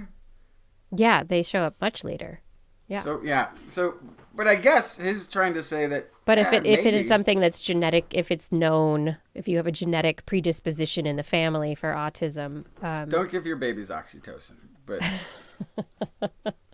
I mean, do hug your babies. oh yeah. right. That'll give them oxytocin. I mean, the brain produces oxytocin, so you're not going to stop it. No. No. Okay. But yeah, so I don't know. Interesting. It seems like a reach. I don't know enough about this. But it seems like this last statement of connecting this to autism disorder, spectrum disorder kind of stuff, Yeah. seems like a reach to me. But yeah, you'd have to look at the people who have autism. You'd have to go smell the house they grew up in, the room they grew up in. See if they, right? But what about siblings that not all of them have autism? Yeah. They grew up in the same environment. Yeah, I don't know.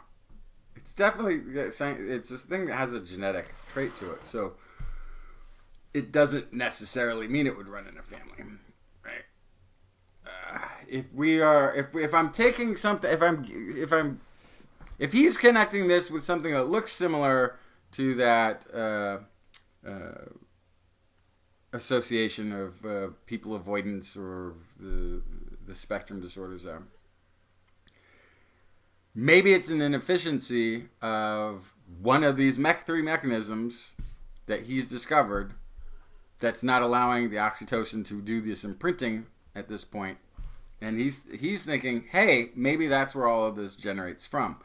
So at that point... And if you can give exogenous oxytocin, add oxytocin somehow, then that might boost normal development.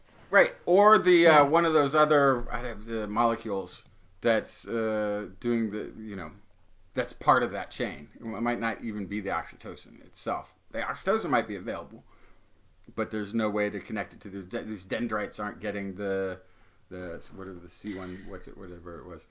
So it might be, but I guess So anyway. This sounds more like... I don't know how you test it in babies. That's why I guess why we do research on mice. Yep. This sounds Mice more and like pigs. something Yep. that you would use for okay, we've tested this fetus and it has a high likelihood of having these genetic markers that lead to autism. Here are things that we can do to promote kind of traditional neuronal development as this baby develops, right? I feel like that's more what this is going towards. Is that?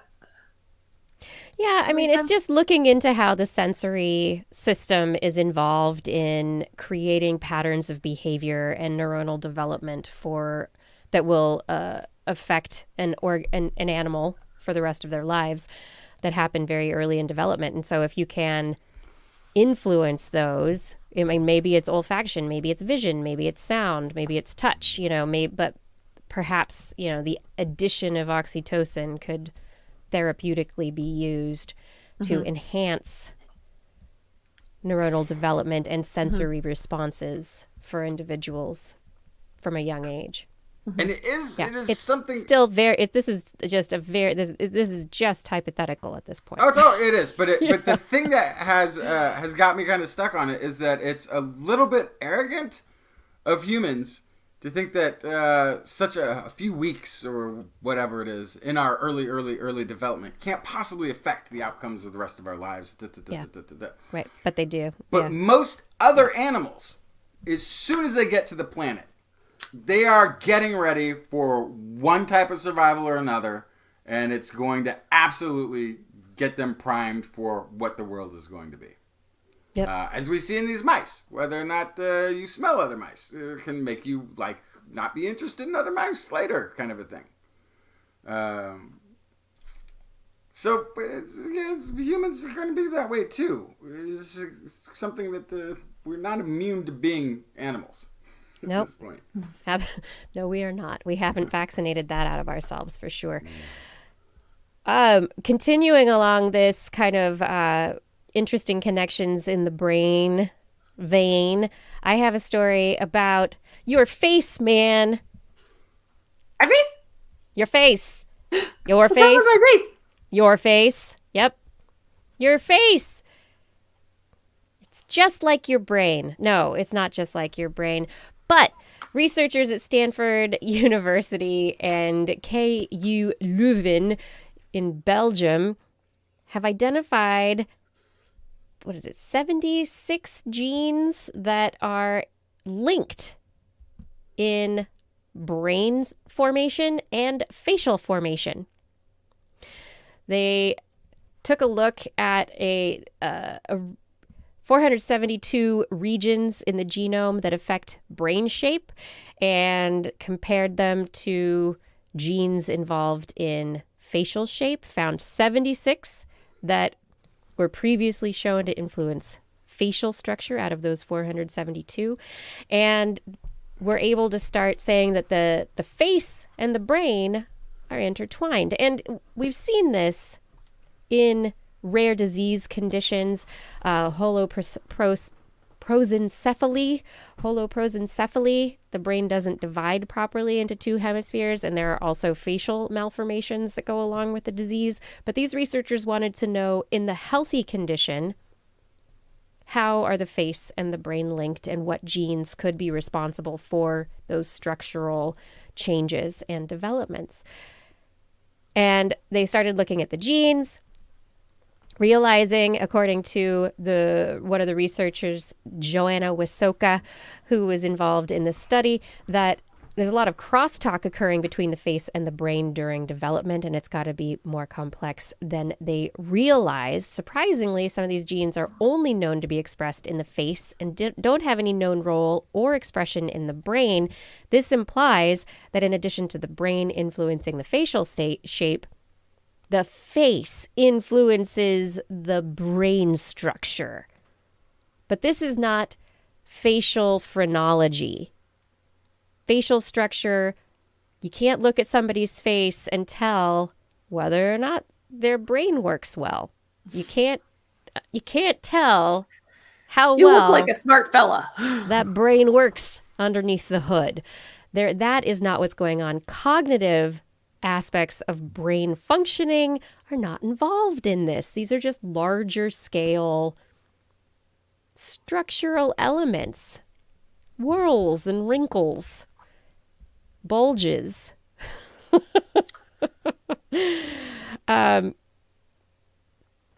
They found that genetic signals influencing brain shape are enriched in genomic regions regulating gene expression during embryogenesis in facial progenitor cells.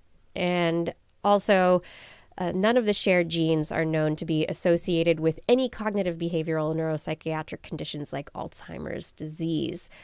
So this has been a link that they've known for a long time, but this is the first time that anybody's taken a look to see what genes might really be responsible and explain the relationship between the face and the brain. But yes, your face it influenced your brain shape, and your brain shape influenced your face shape. You've got a face brain, man. Face brain. You've got a face for science. That's right. That's very good. And then finally, a discovery that is really changing science textbooks, because this is something that we thought, and it's now different, apparently, because of new research, and we need to change textbooks. Okay. In the human brain, with our eyes looking out of our face, our eyes are bilaterally connected to the two hemispheres of the brain. That means each of your eyes has a nerve that goes to the hemisphere that's on the same side of the brain as that eye, and it has a nerve that crosses over to the other side of the brain. So it's got two nerves that are connecting, one to each hemisphere, and each eye does that. So you got ones going straight back and then ones that cross over. We've known that humans have done this for a long time. it has been a thought that this bilateral structure of the eyes leading to the brain is something that occurred with land mammals and that it doesn't happen in fish. And we look at species like zebrafish, which are in the lab and we're looking at all the time. They are only unilaterally set up. They only cross over. The right eye is connected to the left hemisphere, left eye connected to the right hemisphere. No same hemisphere connectivity. They only have that crossover. And so we've been looking at many fishes over the years, and fossil fish. Fossil fishes don't really show up, but they've been looking at this for years, and we're like, no, okay, so fish, they've got it set up this way. Land animals, we have these bilateral connections. So this was part of 3D vision that was necessary when we came on land. This is part of how land mammals, land animals see in 3D. But Yep, this is where the but comes in. This is where researchers from France who were interested in checking out, looking into this question, they had to get connected with researchers in the United States where we have, and also in Australia, where we have old fishes, where we have fishes that are fairly conserved, that have evolved relatively slowly, so they still have traits that they would have had hundreds of thousands of years ago, millions of years ago even. And so they wanted to look at gars. Gars are fish with alligator-like, needle-like snouts. They've got little teeth. They're very interesting, very old fishes. And the gar, they proceeded with their team of researchers to look at the gar brain and compare it to the brains of zebrafishes and many other species. And they found that, lo and behold, they had bilateral symmetry in the connections in the brain. The images of using brain imaging, different colors on either side, either hemisphere of the optic lobe and the brain, they were able to visually see using different colors that that there were connections going from one side to the other and also staying on the same side.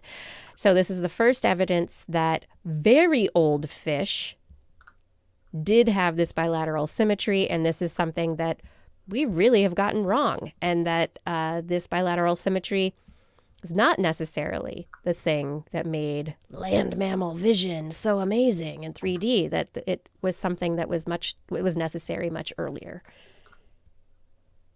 The textbooks will be changed as a result of this. And the researchers are really proud of the fact that their research, they're like, I'm teaching from a textbook that teaches this wrong, incorrectly. My work is going to fix this textbook.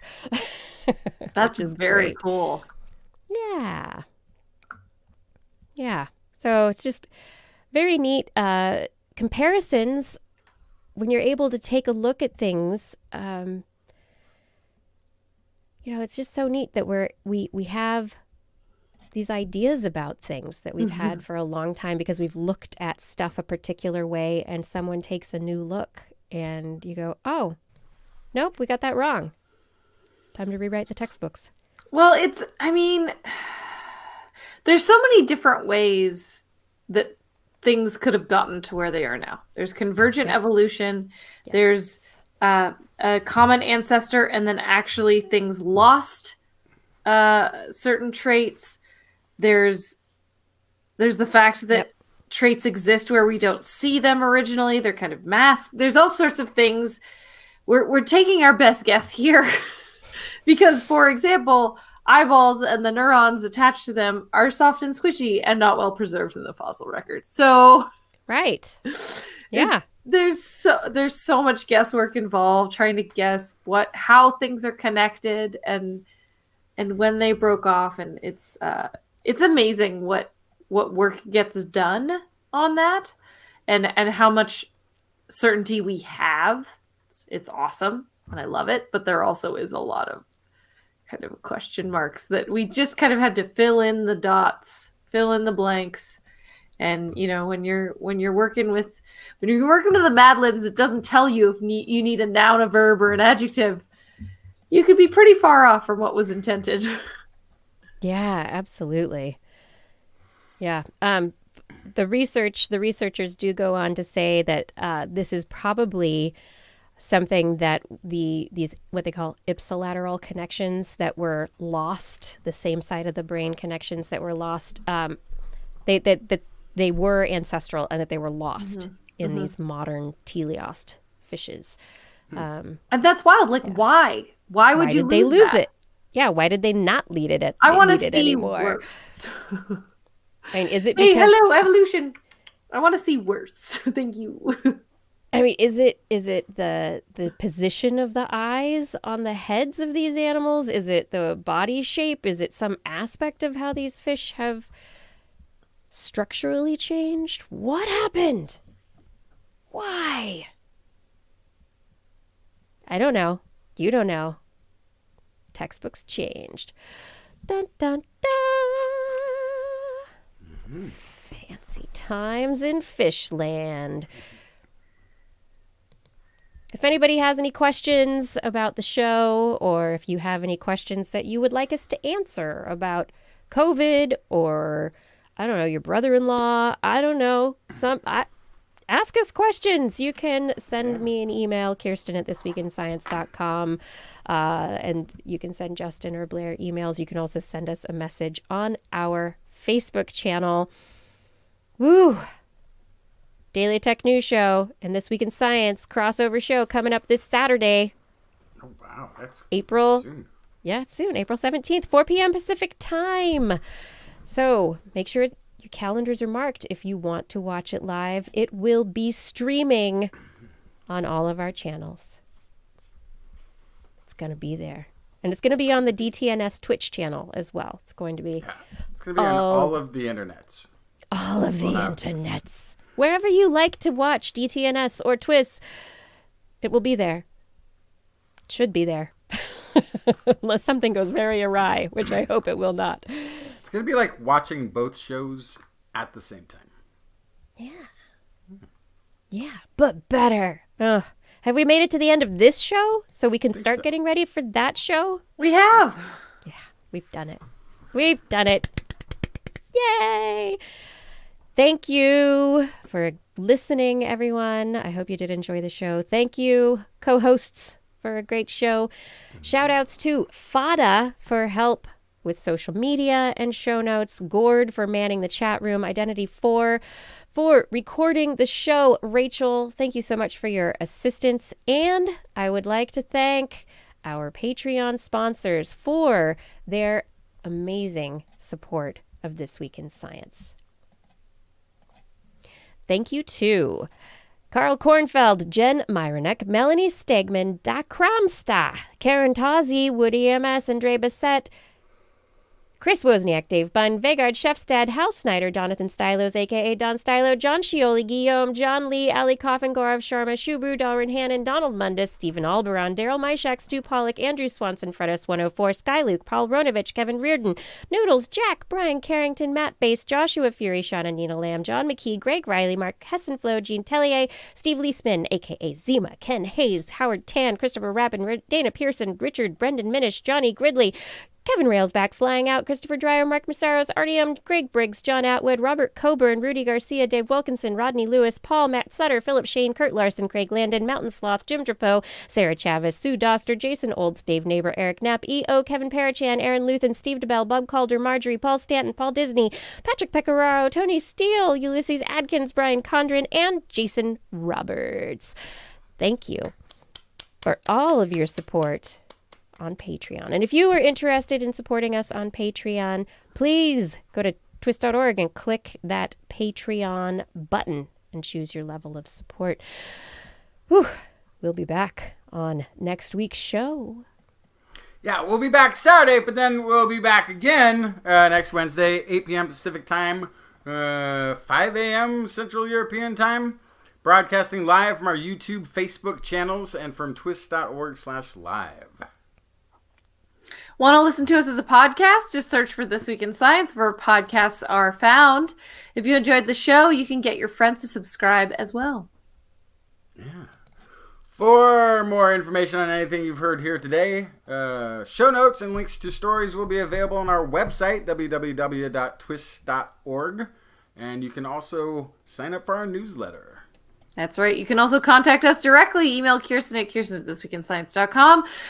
Justin at twistmedia@gmail.com or Blair at blairbaz@twist.org. Just be sure to put twist TWIS subject in your subject line or you'll get spam filtered all the way to next Tuesday. And I'll be yawning and I won't be able to read it. Oh my goodness. You can also hit us up on Twitter where we are at Twist Science, at Dr. Kiki, and at Jacksonfly. Oh, and Blair's Menagerie is also one of our Twittering handles.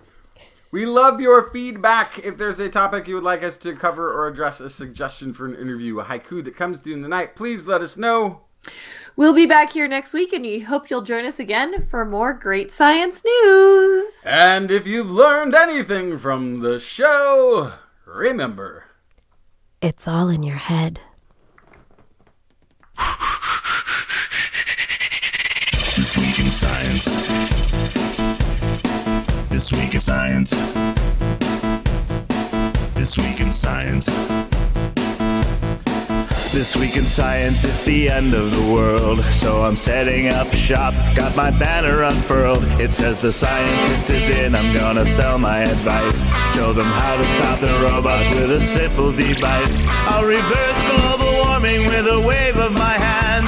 And all it'll cost you is a couple of grand. 'Cause this week's science is coming your way.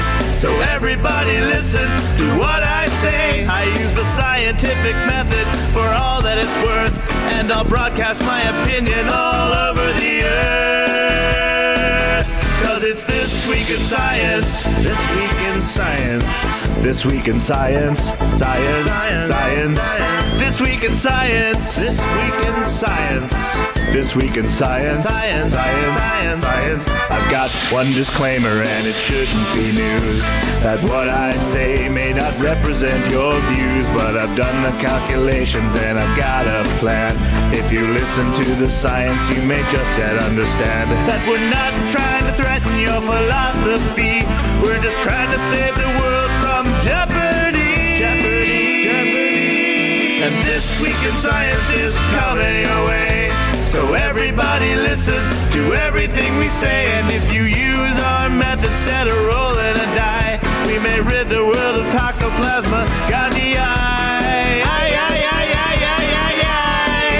'Cause it's This Week in Science. This Week in Science. This Week in Science. Science. Science. Science. This Week in Science. This Week in Science. This Week in Science. Science. Science.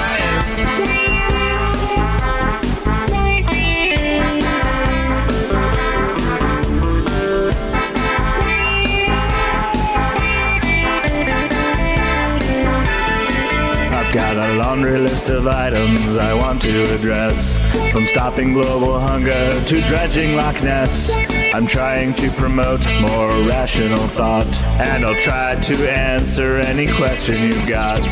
But how can I ever see the changes I seek when I can only set up shop 1 hour a week? This Week in Science is coming your way. You better just listen to what we say. And if you've learned anything from the words that we've said, then please just remember it's all in your head. 'Cause it's This Week in Science. This Week in Science. This Week in Science. Science. Science. Science. Science. This Week in Science. This Week in Science. This Week in Science. Science. Science. Science. Science. This Week in Science. This Week in Science. This Week in Science. This Week in Science. This Week in Science. This Week in Science. This Week in Science. This Week in Science.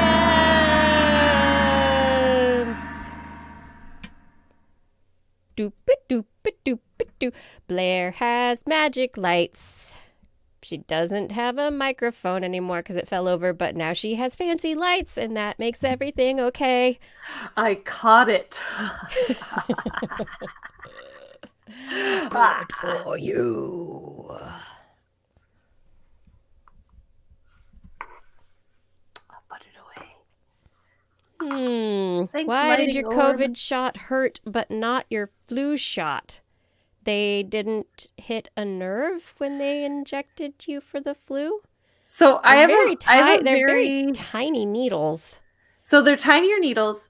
Yeah. Some of them, depending on which vaccine you got, is more volume. Yes, that's But true. also, I have a unscientific theory about this. Vaccination centers. Let me just say it. Unscientific theory. Yes. Okay.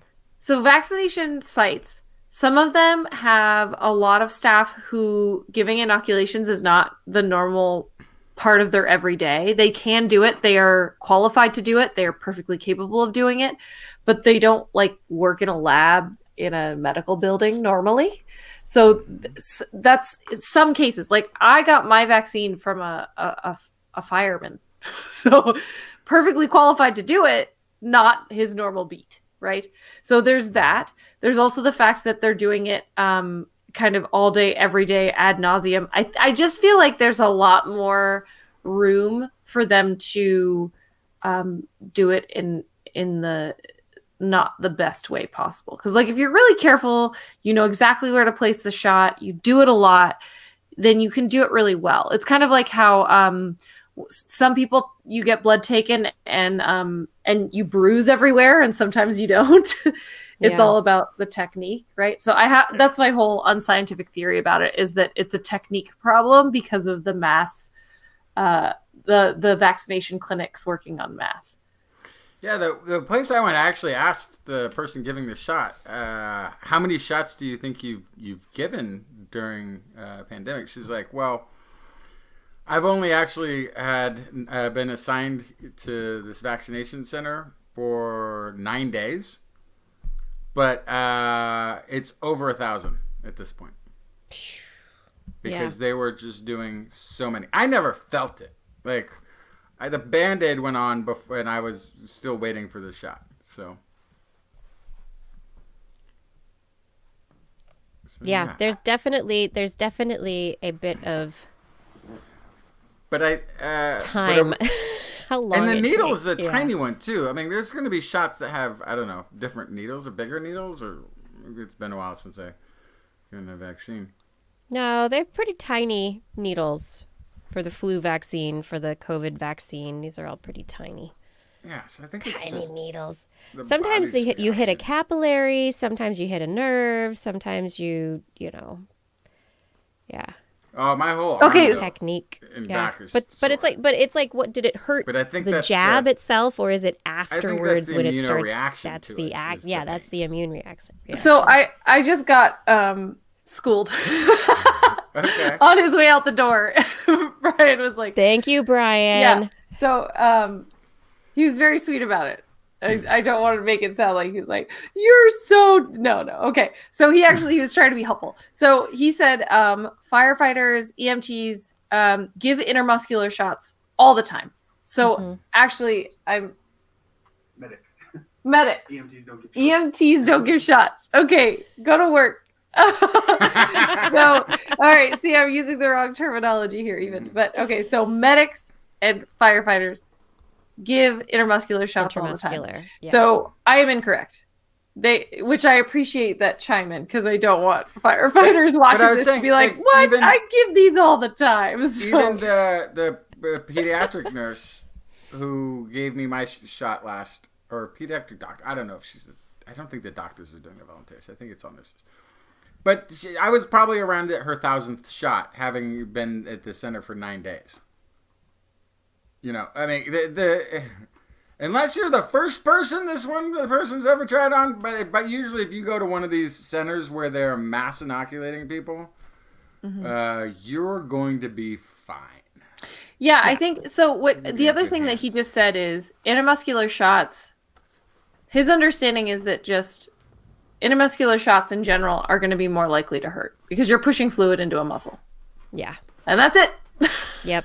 So isn't it also I would just guess that- it does have to do with, I know Moderna's volume was what, like twice that of Pfizer or something? Yeah. Oh. So the volume might have something to do with it, the exact location, But I think the needle volume is size. still small. Like I never felt it that first day. It didn't hurt until many hours later, and it That's wasn't the immune bruising, response then. Yeah, it wasn't bruising on site. There was no problem there. So I think if people are talking about the pain from the shot, that whole region. That's why I was saying, get it in your right arm so you don't feel like you're having a heart attack. Because it's my whole chest muscles and I think back there's muscles. also, I'm like sometimes thinking about like, okay, the muscle that they're going into this deltoid muscle, and like they're like putting it in there, and yeah, I guess there's a bit of muscle over the bone, but I don't know. Some people have bigger muscles than others. I don't know. It might have been better if it was in like my tricep. Why not put it in my tricep? Why in my deltoid where you can hit me in the bone? I Or heard hit of my somebody, ligament. I have a friend who works, My glutes. That's in a right, lab. Thunder Beaver. and My one gluteus guy, maximus. she worked in the VA and in a lab in the VA, and one of the doctors, I want to say he was a surgeon, he got it in his right arm the first time, and it was problematic because the soreness, affected his ability to do surgery. So the second time when he went to the vaccination site, he goes, do it in the rear. So they gave him his second jab in the butt. They did, for real. Yeah, they did. Intermuscular is intermuscular. So Awesome. yeah, it's very funny. Anyway, Yeah. I know somebody who ordered themselves a standing desk. who is it? Me? You did? No, the doctor who got the... Oh. Oh, yes. That's All right, I gotta go. I have to take off in a couple hours. Wait, Oh, so- what? geez. Yes. Wait, what? I'm going to be flying Oh, you're leaving tonight. tomorrow morning. I'm leaving tomorrow morning, but it's not a whole lot of hours before I have to start driving to the San Francisco city. Got it. Got it. Well, safe flight. Thank Stay you. safe. Be healthy. I will always be healthy. Keep us posted for Saturday. I'll be there. No, it's still, I'm in the same time zone as you people meant to. What was that? Was that a ghost? Did you see a ghost in your house? Yeah, it was a goat. I think we caught it on film. It was a goat? You have a ghost. goat? It's a Oh, tiny there's, goat. There's the tiny ghost. It's Hello, it's a Sadie. ghost dog. Hello, Costa. No, I think Sadie was chasing it. No, look, Sadie sees it too. She's like, dog. I saw it. She was Ghost. I will she eat was the watching her ghost. father leave is actually what she was doing. She's chasing it, Go or do it's things. chasing her. I can't tell, but you definitely have a ghost in your house. Speaking of goats, real quick before you go, I have new coworkers. And I can show you a picture of my new coworkers. Do you This have is- goats? Are This you yeah, working this with is goats? the view out of my office window. Oh, that's Here, great. there's- Oh, wow. You can't really. That's there a we go. lot of goats. That's a lot of goats. What they're are they there to doing? eat- Are they in charge of eat the the grass weeds. removal? Yeah, they're lawnmowers. Nice. I love I can't. goat I'll lawnmowers. put it on Instagram or something later. You guys can see a better picture, but fantastic. yeah, they're lawnmowers for hire. And so out my office window, there's just a little herd of goats hanging out. All I the love it. goats. Yeah. Lady goats. Yeah, I was in the office today and my manager was there with me and we went to the cars. I was like, "Oh, I want to pet a goat." She was like, "Don't. It's an electric fence." It's like, "Oh. Thank you for telling me." Wow, that could have been That seems like day one information. traumatic. Definitely seems like day one information. Yeah, well. Here we are. And here we are. I made something. I'm trying to download something to upload something to here. Let's see if I can. Because Saturday. There it is. Let's see if I can get it in here. Zeke wants to know if how long I've been with the show. I started in January 2012. I do believe. So I'm about to have my 10th anniversary next year. Aww. Wow. 10 So that's fun. years. That is. Yeah. Yeah. Because it was the year after I had Kai, and this was Yeah. his 10th birthday. Yeah. Wow. He was a little Bjorn. He was in his little I forget what it's called. It's like the little circle with the His with the- fascinator. His fascinator jail. yeah, so yeah, with the wheels that he could go around the house like this. That's how I first met Kai. Oh, he was busy. Yeah. He's still busy. Just I started at the Twit Cottage shoe brew. I did. A mashup of video clips.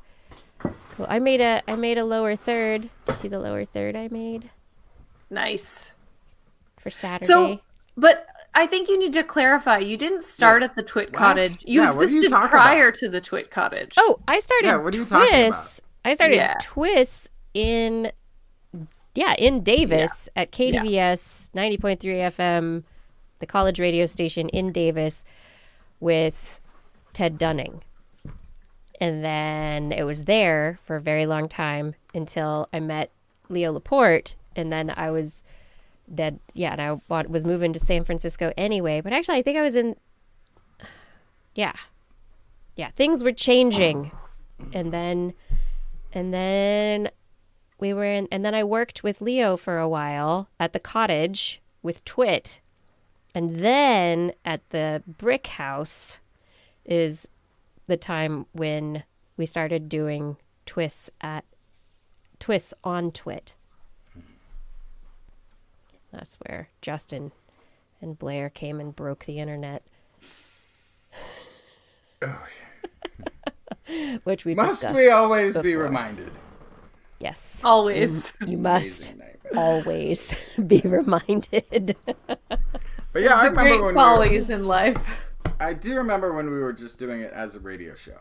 It had a very different vibe. Well, it was only an hour, and so I've been actually going back and listening a little bit to a little bit of the old shows because I've been trying to find episodes and link them back within our show notes within our website. Oh, interesting. Yeah. Yeah, and so I'll be like, oh, I'll go back to this episode from 2010, and so I'll listen to a little bit of it so I can give a little blurb, and I'm like, oh, that's what we sounded like and what we talked about then. Oh, okay. Yeah. But yeah, we definitely had tighter conversations because we had only an hour. But we got through a lot of stories still for just an hour. I think part of it too is that the longer you do this show, the more complicated stories become. Yeah. So I bet at the very beginning you could just kind of report a story. It's like, here's the finding. There it is. Right? I mean, there was conversation back and forth, but now it's kind of like, okay, well, like 3 years ago they said this, and 5 years ago they said this. So what does this mean for the greater story that we're portraying here? Yeah. So it's, I mean, and not to say there hasn't been science prior, but I think just in terms of us having intimate knowledge over the decades, it changes the conversation and the type of conversations that we have. Yep, I think so. I think you're right. I think so. Yeah, Michael Gibson, TWIS is about 5 years older than Twit. Ha-ha! Is that something that's still on the air? Twit? Mm-hmm. Yeah. Oh. Yeah, Twit's online. Leo's still going. He's doing his thing. Yeah. Still podcasting. doing his Leo business. We never really expanded as much as I wanted this show to. Oh, Nadelva. I hope you have a good day. Yeah, I mean, at the start of the pandemic, when everyone was like, we're stuck at home, we're going to be more productive, I'm going to do a bunch of stuff I said I would do that I never did. Then it's like, oh, actually, no, you're living through a crisis, so expecting yourself to do extra is ridiculous.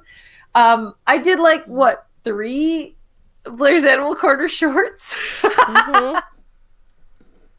Yeah. Then you're like, okay, that's enough. It's like, oh, right, life is the thing.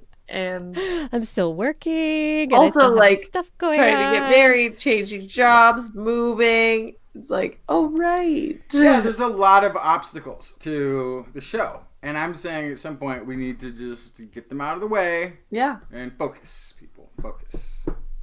Ooh, Well, earthquake, Patreon California sponsors. earthquake. Yeah. Assemble.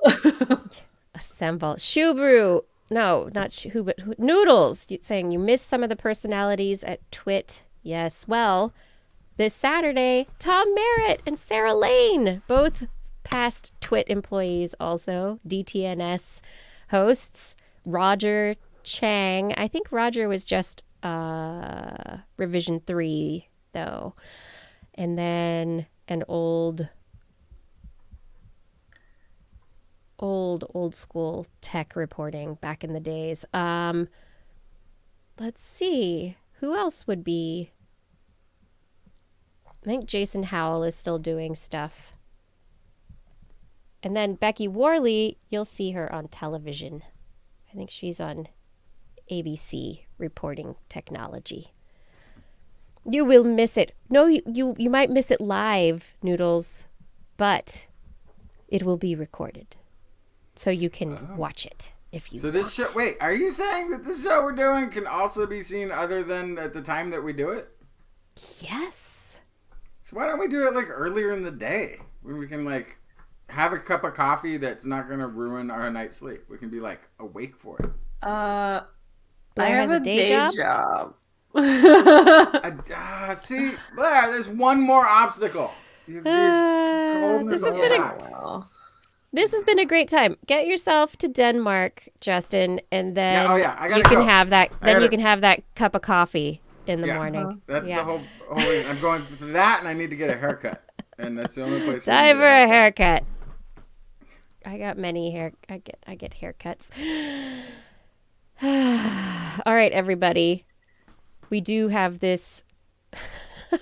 This animal corner thing will never catch on. Zeke. Tisk, tisk. Tisk, tisk, tisk. We love it. Yeah, Roger was on Tech TV. Thank you, with Kevin and Sarah. Yes, that's right. Kevin Rose lives up here in Portland now. I don't see him. He's not somebody I hang out with. He's a Kevin Rose. I know who he is though. He lives in the hills. Hi. Somewhere. Come on up. Doing things with tea. I don't know. Say goodnight, Blair. Yes. we Good should night, go to Blair. bed. Say good night, Justin. Good night, Justin. Good night, Kiki. Good night, everyone. And yeah, Thunder Beaver, you can tithe us 10% of your paychecks, and then Blair won't have to have a day job. That'd be great. We'll do this every day. This would be our day job. All right. Thank you so much, everybody. We do hope we see you on Saturday at the DTNS TWIS crossover episode, 4 p.m. Pacific time. But if we do not, it'll be recorded and you can watch it. And we will be back here next Wednesday.